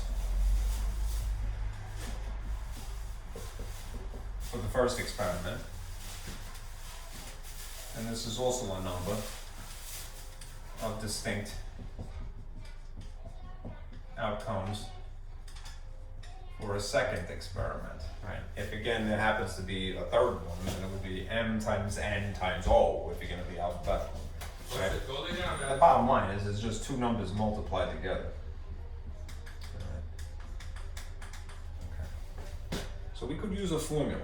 Right? And I'm going to give you an example to do a problem in 2 different ways, using a formula and then using factor trees. That's the graphical way of doing this. Right? Instead, we can employ, in a sense, if we're talking about trees anyhow, tree diagrams. It's a little bit misleading, right? I hope that's visible. It's kind of faint. These things die so prematurely. But a tree diagram you'll see in a moment, it has branches, right? Like if you can imagine a V, a sideways sort of V attached to the end of the a V forward into infinity, if necessary, right? Looks like I'm making weird puppets, right? They're branches is the bottom line. They're sort of a sideways tree, if you will. I hate saying that, but it's true. It's a sideways tree. Right? And how many trees do you know grow sideways? Right? Not too many. But you'll see something that looks like this. Right? Another phrase I like is dendritic, all right? As opposed to just to allude to the branches. Okay? So think sideways tree.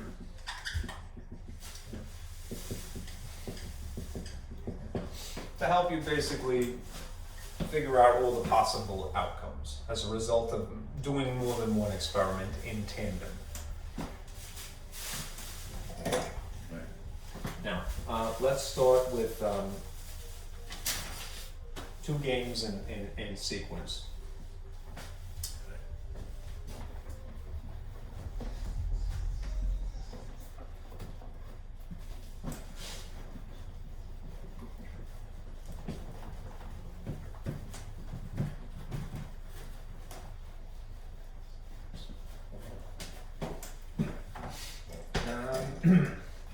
Let's figure out the total possible outcomes, right, of ... these 2 experiments in tandem, right? a coin toss.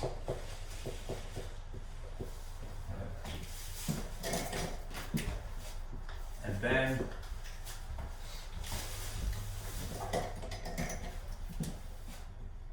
let's see, a die roll. What we would do if we're doing this a little bit more algebraically is to go to set notation, right? Use fancy braces, right? Let's describe the sets. I'll put them right underneath.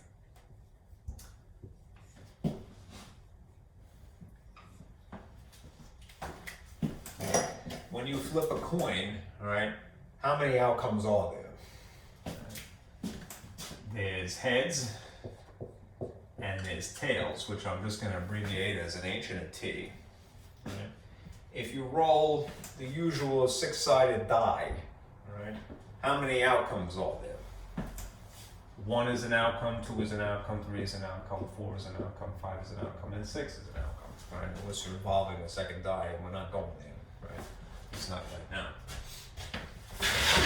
So, independent of that, there's 2 possible outcomes. Right? And independent of that, right, there are 6 possible outcomes.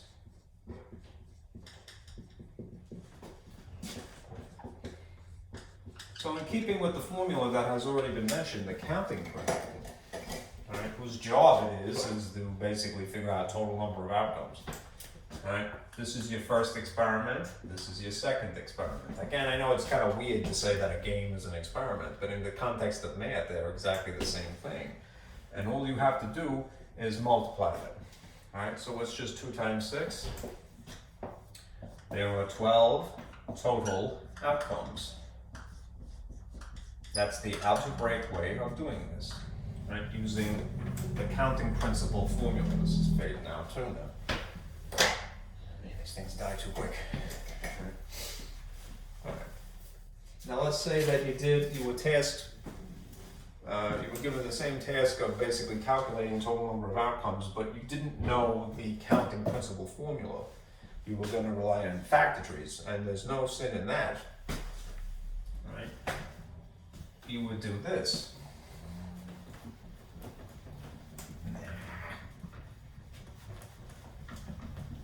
Gone.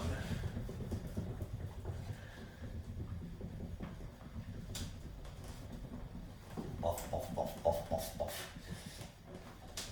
I ended this semester to be ripped, buffing.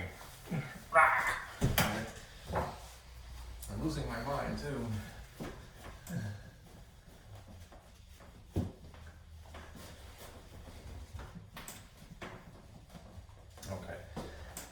So what do? Right? When you're drawing factor trees, I would suggest that you do it like this. You know, at least to get started. All right. Decide what the game is. The game or the games. All right. And then immediately next to them, write the possible outcomes of the first game or experiment, and then immediately next to that, write the possible outcomes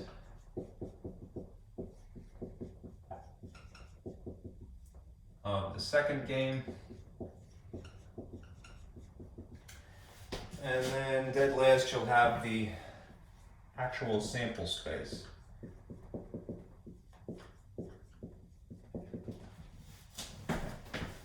You have these headings basically.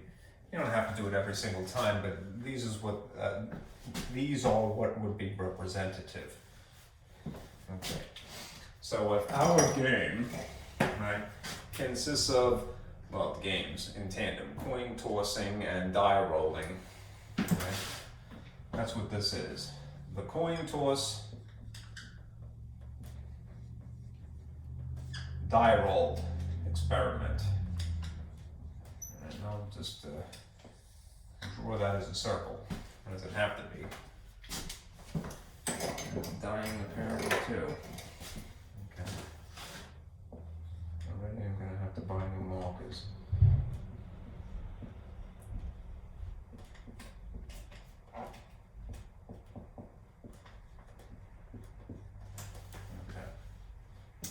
coin roll, pardon me, you can't, well, you can roll a coin actually, and you can toss a die as well. All right, but the coin toss die roll games, all right, as a tree diagram. Again, a sideways tree, if you will. What's the possible outcomes of this first game, which is the coin toss? Abbreviated, right?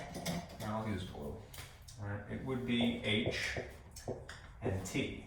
Heads is one possibility, tails is another possibility. Right?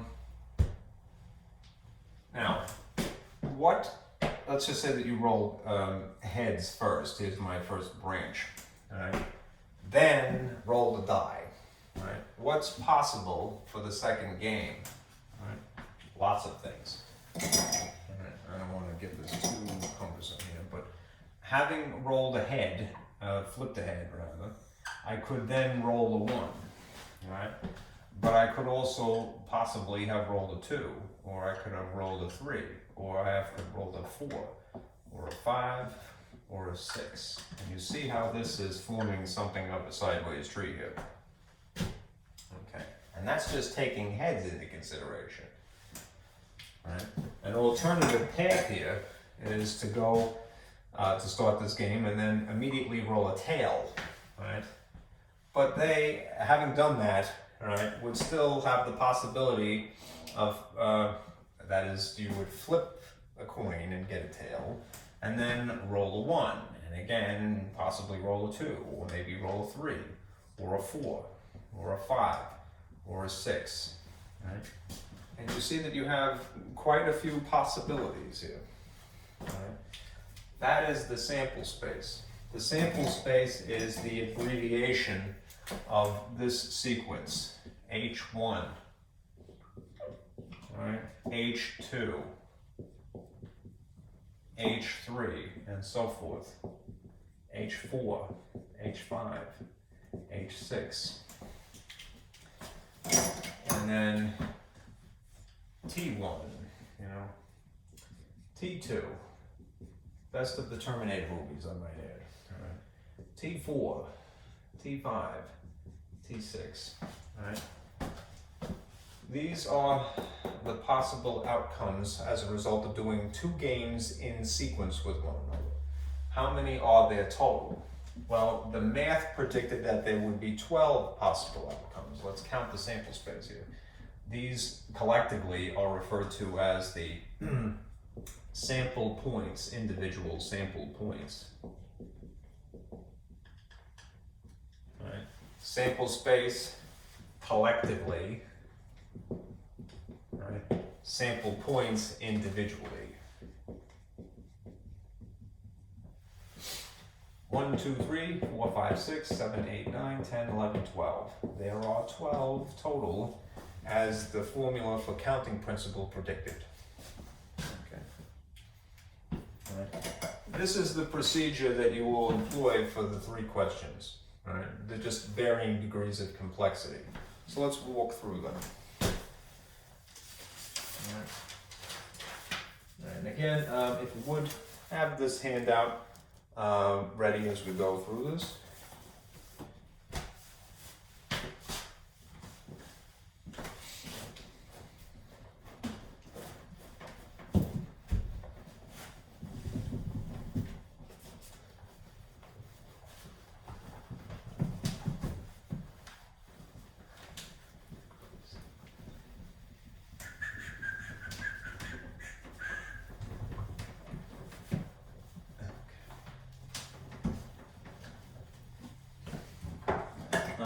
Black is red and best today. Okay, the first problem, I'm going to read it. Human me. A radio station held a contest for 2 tickets to a concert, again with the concerts, and narrowed the possible recipients down to 4 people. Right? Christine, abbreviated by C, Mike M, Larry L, and Phyllis P. To choose the winners, the names of 2 of the 4 will be selected at random from a hat. Right? Determine the number of sample points. Right? Again, the coin toss die roll situation before.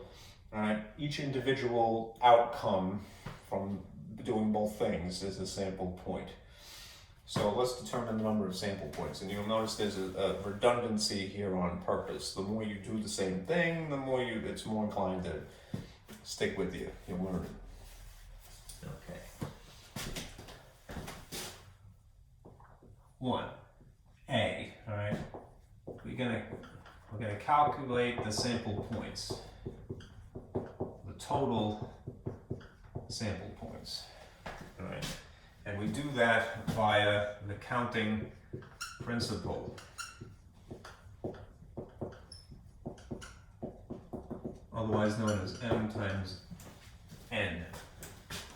Okay? Let's figure out what the sets are.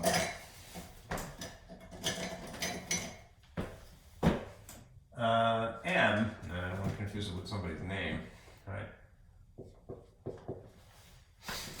If you're drawing two tickets, all right, from a hat, all right, it's one immediately after the other. Let me just specify that.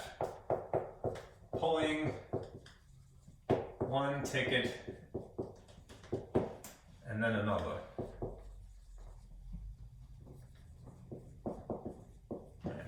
In the first case, the sample space is the names of the people, because there's only 4 that they're picking out of a hat at this point. Let's see, there's the first person, Christine, Mike, Larry, and Phyllis, respectively. Okay. In theory, we don't know which one is going to be drawn, all right? But, all right, if when you do the other one, all right, this would be the second experiment, if you will, if this is the first, all right? The set of people, the sample space, is going to naturally shrink, all right? So I don't know who is actually going to happen because it doesn't say, right? At least not yet. All right, but if it would be 4 in this case, all right, it would naturally be, because they're not putting the ticket back or whatever, their name, all right, 4 minus 1, right, which is how many? 3, all right. The outcomes of the first experiment, the outcomes of the second experiment, multiplied, is coincidentally 12, right? That is the sample points. There should be 12 possible outcomes. Okay. Now the second thing is that it says draw a tree diagram, right, to find the sample space, what you would label them. Okay. And in that event, I would do this again. Right. You have the game. You have possible outcomes. In the first situation, you have possible outcomes in the second situation. And then you have the actual sample space.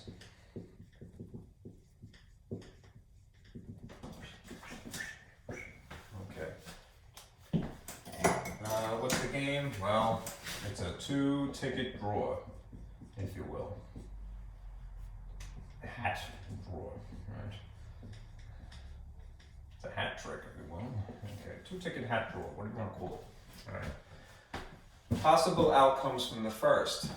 All right. It would be Christine. It could be Mike. It could be Larry. It could be Phyllis. All right. Let's say hypothetically, the first person, the first drawer out of the hat is Christine.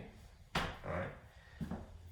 Then when you're considering the second possible outcomes, the list of the elements of the sample space there, all right, it would have to be everyone except Hall. All right. So it could be leftover Mike, leftover Larry, leftover Phyllis. All right. And in that event, it would be, the sample space would be CM, CL, CP. Okay. In theory, the first person drawn could be Mike, as opposed to Christine. But then, what's left over in the second set? It would have to be everybody except Mike. So it would be Christine, Larry, and Phyllis.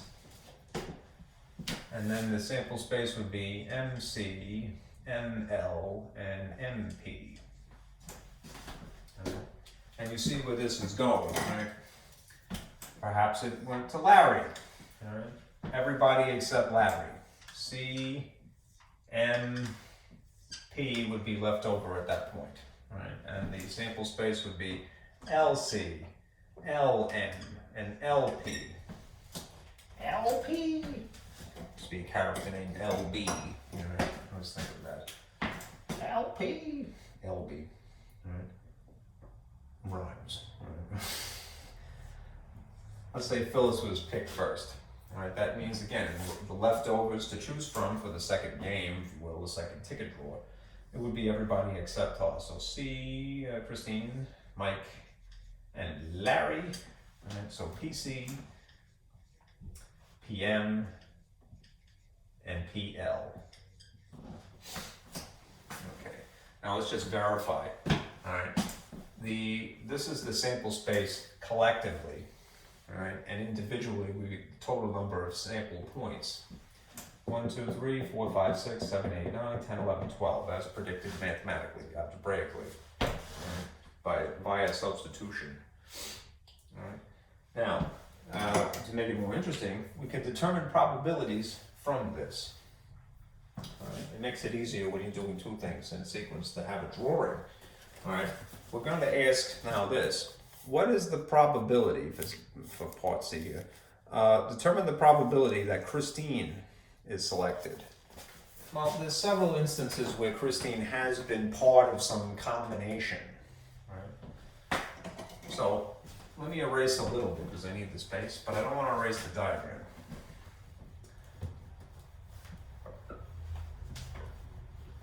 Just put this here. This is, in theory, part B, and now I'll do C, right? The probability of Christine, right, at all, right? The probability, if you will, of C, right, is, again, according to probability formula, the number of outcomes favorable to the event, that is Christine, over the number of total outcomes in the sample space, in the set, right, in the game. All right. Let's look at the sample space here where the C's are. All right. Anywhere there's a C, it doesn't specify that she has to be first. That's a more complicated problem. Let's say that she has to be at all involved in this. 1, 2, 3, 4, 5, 6. Number of favorable outcomes, 6. Involve Christine somehow. What are the total number? 12. So what is that reduced? Half. Well, you could say a 50% chance, it looks like.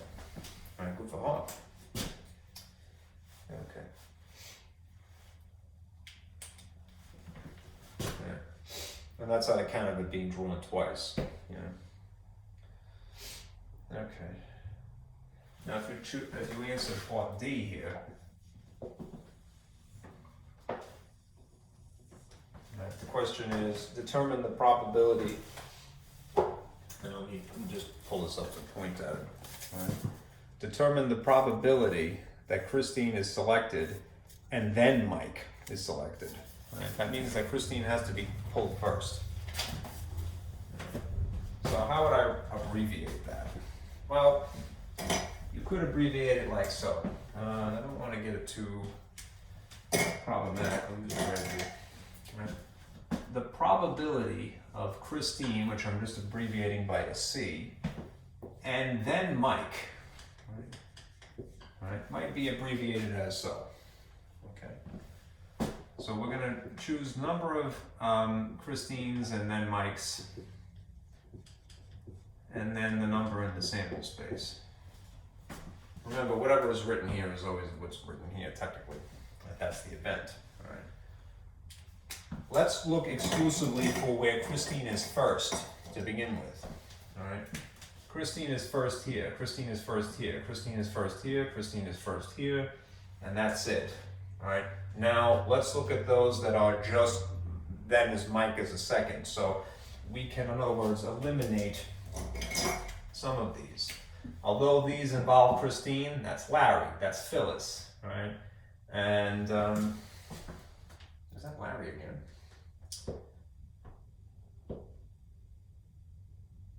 I must have written that twice. Yeah, LCCL. Right, this is backwards. Right. Mike. That's Mike, that's why. MC and L and P, sorry. That shouldn't have been considered. Right. It's just these three things. Right, and then of those, Christine being first out of these three specifically that are exclusively Christine. All right, first, right, there's only one that's actually Mike second. So this is 1 out of 12. Right. 1 out of 12, whatever decimal that is, right? I'm curious. Yeah. There is a formula for this that it isn't introduced in this section, but you'll see it a little bit further down the pike. I want to say that it's like section 11.5 or 11.6, where you take the probabilities of finding Christine, right? And then you multiply them by the probabilities of finding Mike as a result of Christine. They're called dependent events, right? It would be basically 1/4 times 1/3. Right, so if you're at all familiar with that, that's cool, but you don't need to worry about it right now. It's coming. Right? Anyhow, this is sufficient for right now to do it this way. Right? Having the diagram to figure this out. Okay.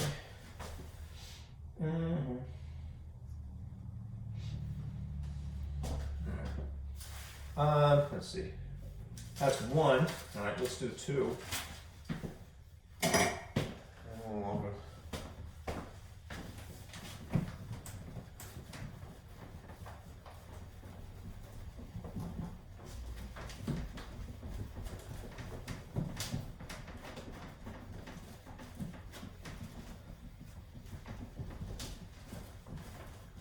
Here's problem 2.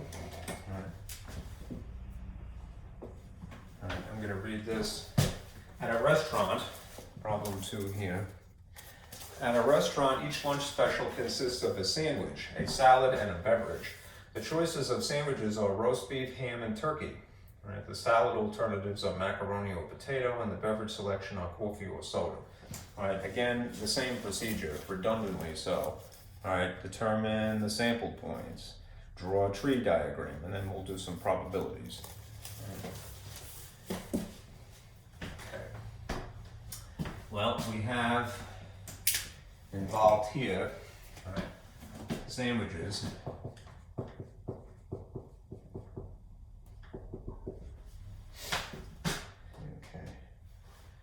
And we have salads, which to me don't sound like salads, but that's what they're calling them. Yes, I know what a potato salad is and what a macaroni salad is, but it has no lettuce in it. So to me, it's like, this is a misnomer to call it that to begin with. You stink. All right. And then the beverages.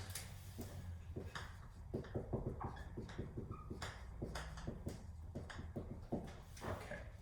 Of the sample space that consists of sandwiches, respectively, right? Roast beef, ham, and turkey, RHT, which sounds like something from biology. The salads are macaroni salad, fake salad, right, and potato salad, also fake salad. And the beverages, not too many, right? You can either have water or you can have water, which is better for your health anyway, coffee, right? Or you could have soda, which I would advise you to not drink because it's all sugar. Right? Yes, coffee has sugar in it too, but let me just tell you something. As a person who gave up coffee once for Lent, not coffee, soda for Lent, best thing that ever happened to me. Right? Okay. Anyhow, those are the respective sample spaces, right, of those individual categories. If we wanted to calculate it more or less algebraically, all right, you can think of sandwiches, to pick sandwiches as the first game, right? To pick a salad as the second game, as weird as that is. right? And then because there happens to be a third category, beverages is a third game, right?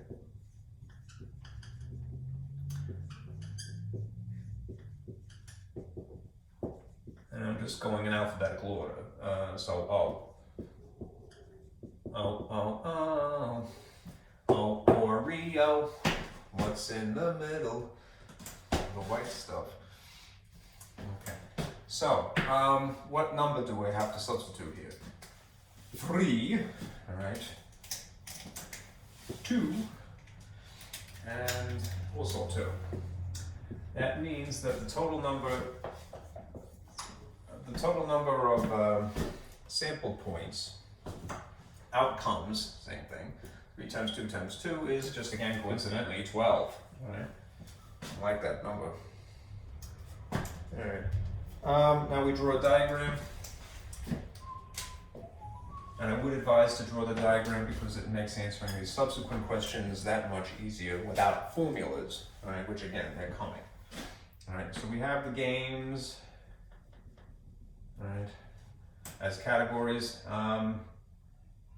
Outcomes of the first, I'm abbreviating here, outcomes of the second, and now because this problem happens to have a third category, outcomes of the third, and then there's the sample space, which is again referring to the bunch of things collectively.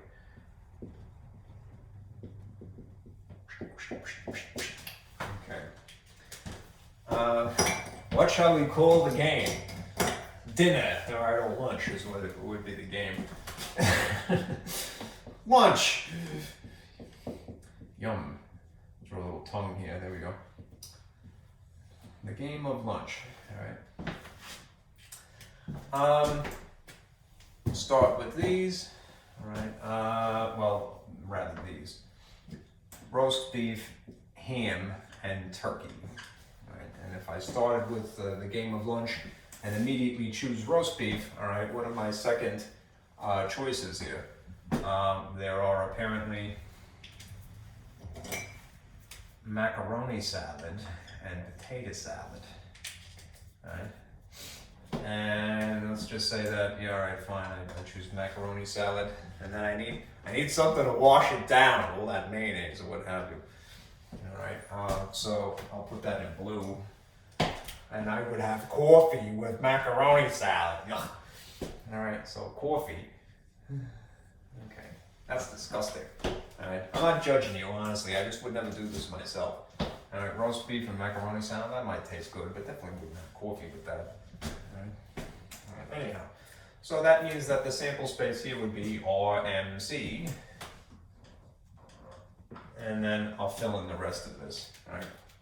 Because alternatively, at this point, roast beef could have chose potato salad, all right?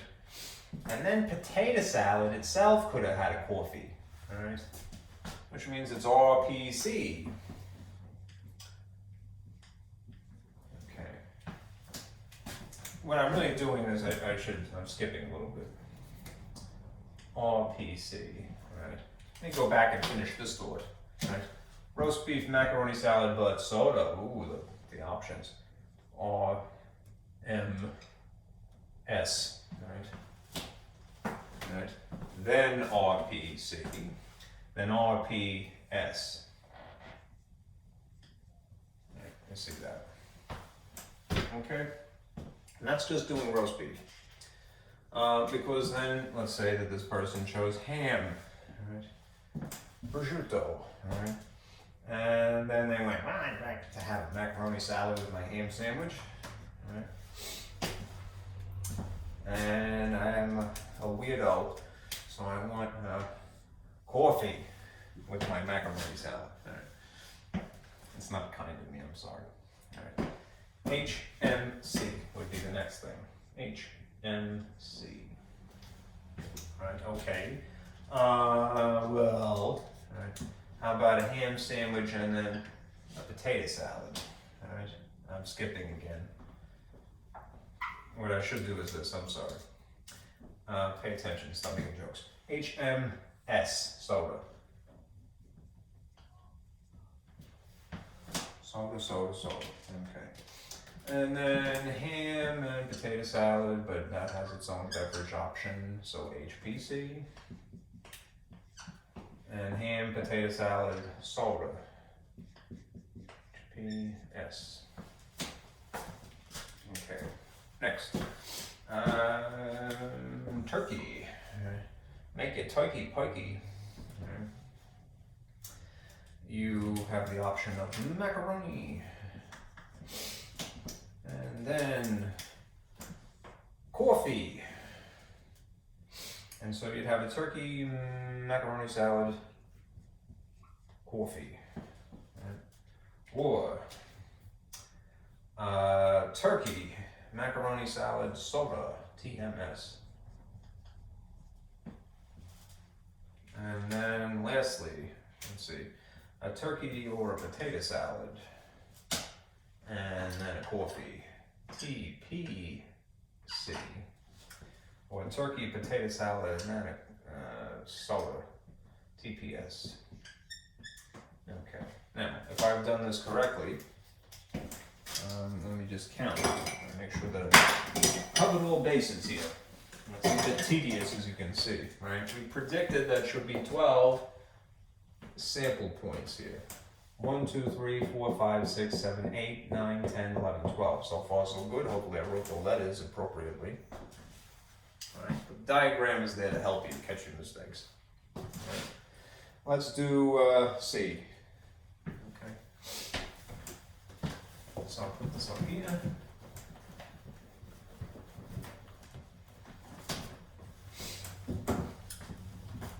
C. Okay. Part C is determine the probability that it's roast beef and soda are selected together. Okay. The probability of roast beef and soda. So I'm going to put R and S. All right. Okay.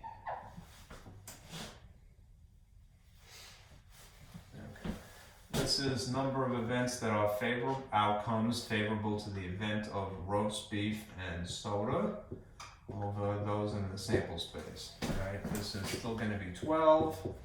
Now we need to look at the options here that there is an R and an S in tandem. Okay. There's one. There's another. Roast beef soda, roast beef soda. There's 2. Anything else? Looks like no. So it would be 2 out of 12, which is 1/6. Okay.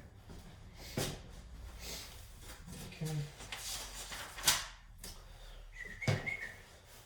Let's see, very good. All right, D. I have to flip back and forth, I'm sorry. Determine the probability that it is neither macaroni nor coffee.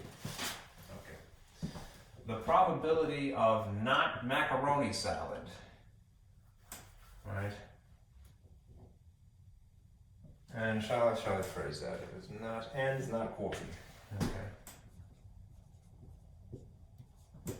So I'm just going to abbreviate it as not M if I were using the symbols that are available to me in general. In other textbooks, the concept of not a complement, they would put a little prime mark like that. M and sort of an apostrophe, right? C and apostrophe, something like that. Right, but this is fine. So I'm going to look for not M's and also not that. Is that correct phrasing?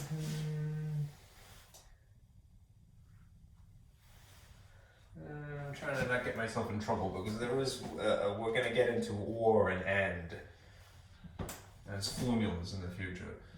So I'm trying to think. As long as I throw the word also in here, I think I'm covering myself sufficiently. So the number of outcomes favorable to the event of not macaroni salad and not coffee over the number in the sample space. So this is 12. Alright, now we need to look at the diagram here. And I'm just going to remove this. Hopefully I can.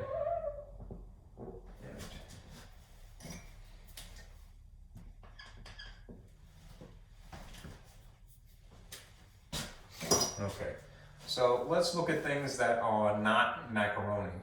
All right. These things have macaroni in them. So can't use either of those. These things have macaroni in them, so I can't use those. And these have macaroni in them. Okay. Now, of the stuff that is left over, all right, let's exclude the things that are coffee. That's got coffee in it. This would have coffee in it. And this would have coffee in it. So that means that there is this combination of roast beef, potato salad, and soda, this combination of ham, potato salad, and soda, and this combination of turkey, potato salad, and soda, right, which is 3 things. Which is 3 out of 12, which means that this is 1/4. Okay. Okay.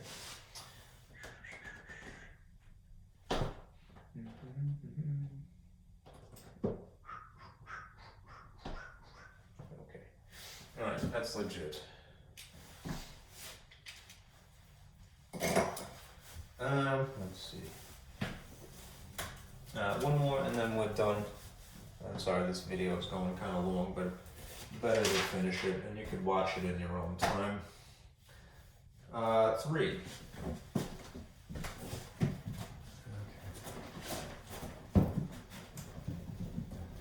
Kind of nicely. Black writes and also erases, but blue, which does write nice, never goes away. Why blue? Why? He's a rebel, man. Okay. All right. And then he picks up the blue. Yeah. What does blue write? Yeah, I'm gonna start with that. Less blue. Okay. Last question is 3, and this has parts A through E. And it looks like the back of this page here. We see red, blue, green, and orange. Okay. 2 balls are to be randomly selected with replacement, and that just means that they put back the ball after the first game. Right? Whatever they take out, they put it back. So the events, in the context of what is coming, again, it's independent events, the 2 games. 2 balls are to be randomly selected with replacement from a bag containing 1 red, 1 blue, 1 green, and 1 orange ball. All right, determine the number of sample points. All right.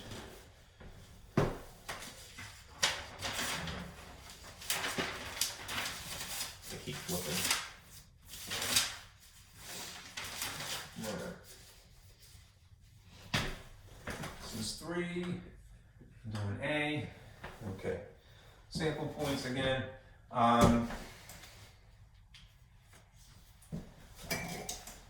If you're going to calculate the sample points algebraically, again, you're going to use the counting principle.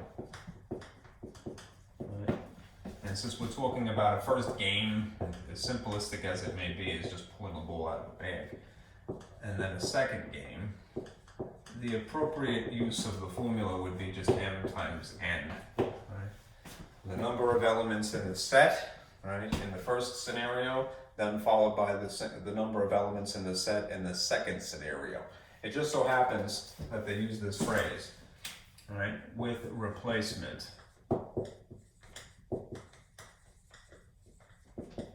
Okay, so here are what's in the set.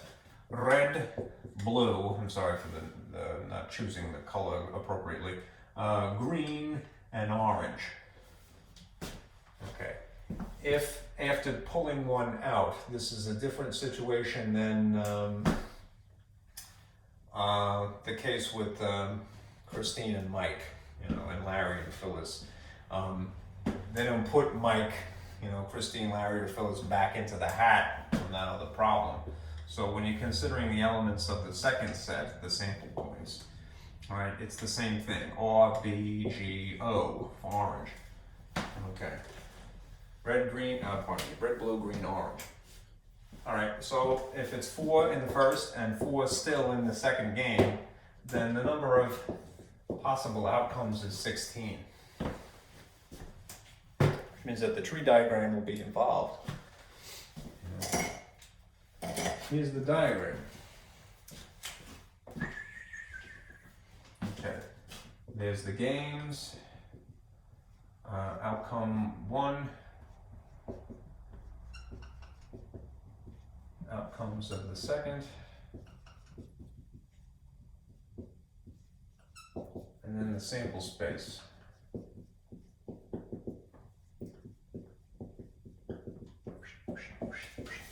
Again, it might be overkill, but it helps to have some scaffolding here.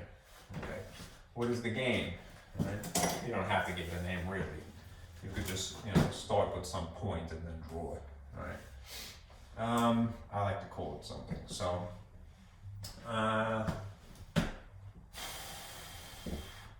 the ball drawer.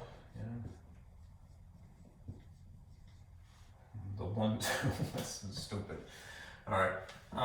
Red is one possibility. All right, and then it could be red again. Right, which means that your first sample point is RR. Right, it could be red and then blue. Right, which means that it would be RB. Right, it could be red and then green, RG. Right, and then red and then orange. So RO. Okay. And then it could be starting with blue, and then it's the same situation. It could be a red, so it would be BR in that sequence, and then BB, blue, and BG. Stay alive, BG. Okay. Lame jokes are plenty. And BO. I'm not going to joke about that. Okay. Because I'm setting a bad example myself. Potentially. And, if you're still awake and you're still here after 2.5 hours, I respect you. I'm not kidding. Get busy, Sigma. Okay. All right. I should have made that the other color, right? That ding dong. It should have been red and that should have been blue. Green, I'm waning. Right. Red, so I'm running out of space, so I'm going to put this here. GR, all right. GB, GG, which was a movie, and GO, go, which is appropriately green. That much is appropriate. Okay. And then start with orange. And orange could be red. Orange, red, orange, blue. And orange, green. Orange, glad. And orange, orange. Oh. Okay. Now, again, just to verify, algebraically, we predicted there should be 16 outcomes in this, that is 16 sample points. So 1, 2, 3, 4, 5, 6, 7, 8, 9, 10, 11, 12, 13, 14, 15, 16. So far, so good. All right. Now we will answer the individual subsequent questions. Okay. Here. Blue. Steve from Blue's Clues ever had this problem? Oh, blue. Okay.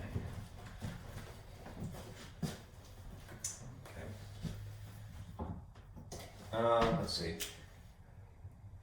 The question of C is determine the probability that red is selected twice. All right. So what is the probability of red and then red, right? Or you could say, like the abbreviation, red twice. Okay, that is number of outcomes favorable to the event of red twice. of a number in the sample space. Alright, so looking at our list here, there's 1.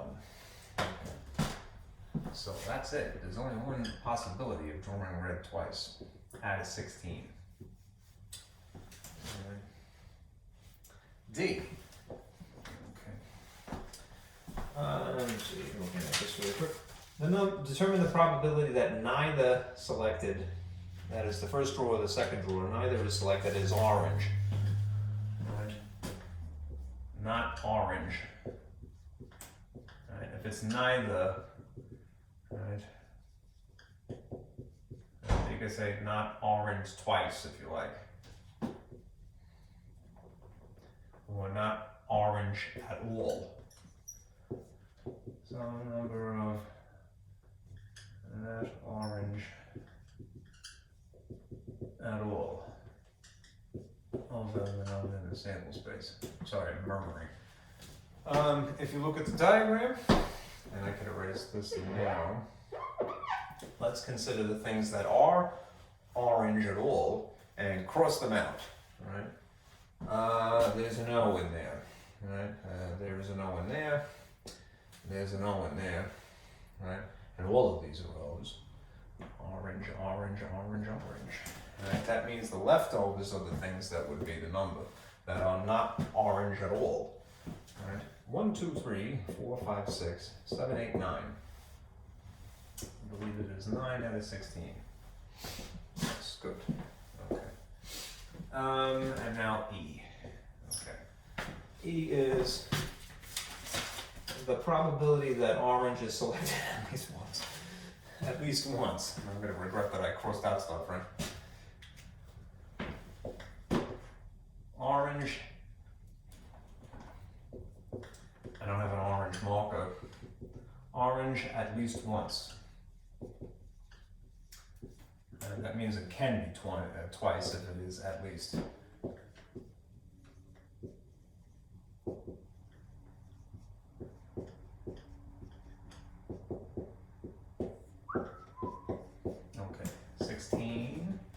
Let's look at things that have an O in them at all. And I'll use a different color since I scribbled a lot.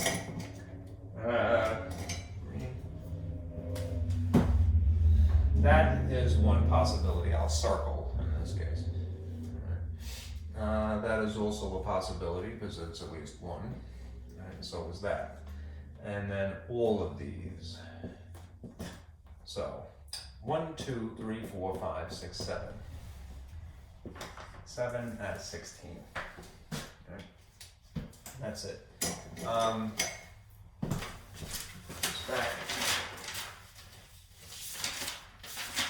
Let's see.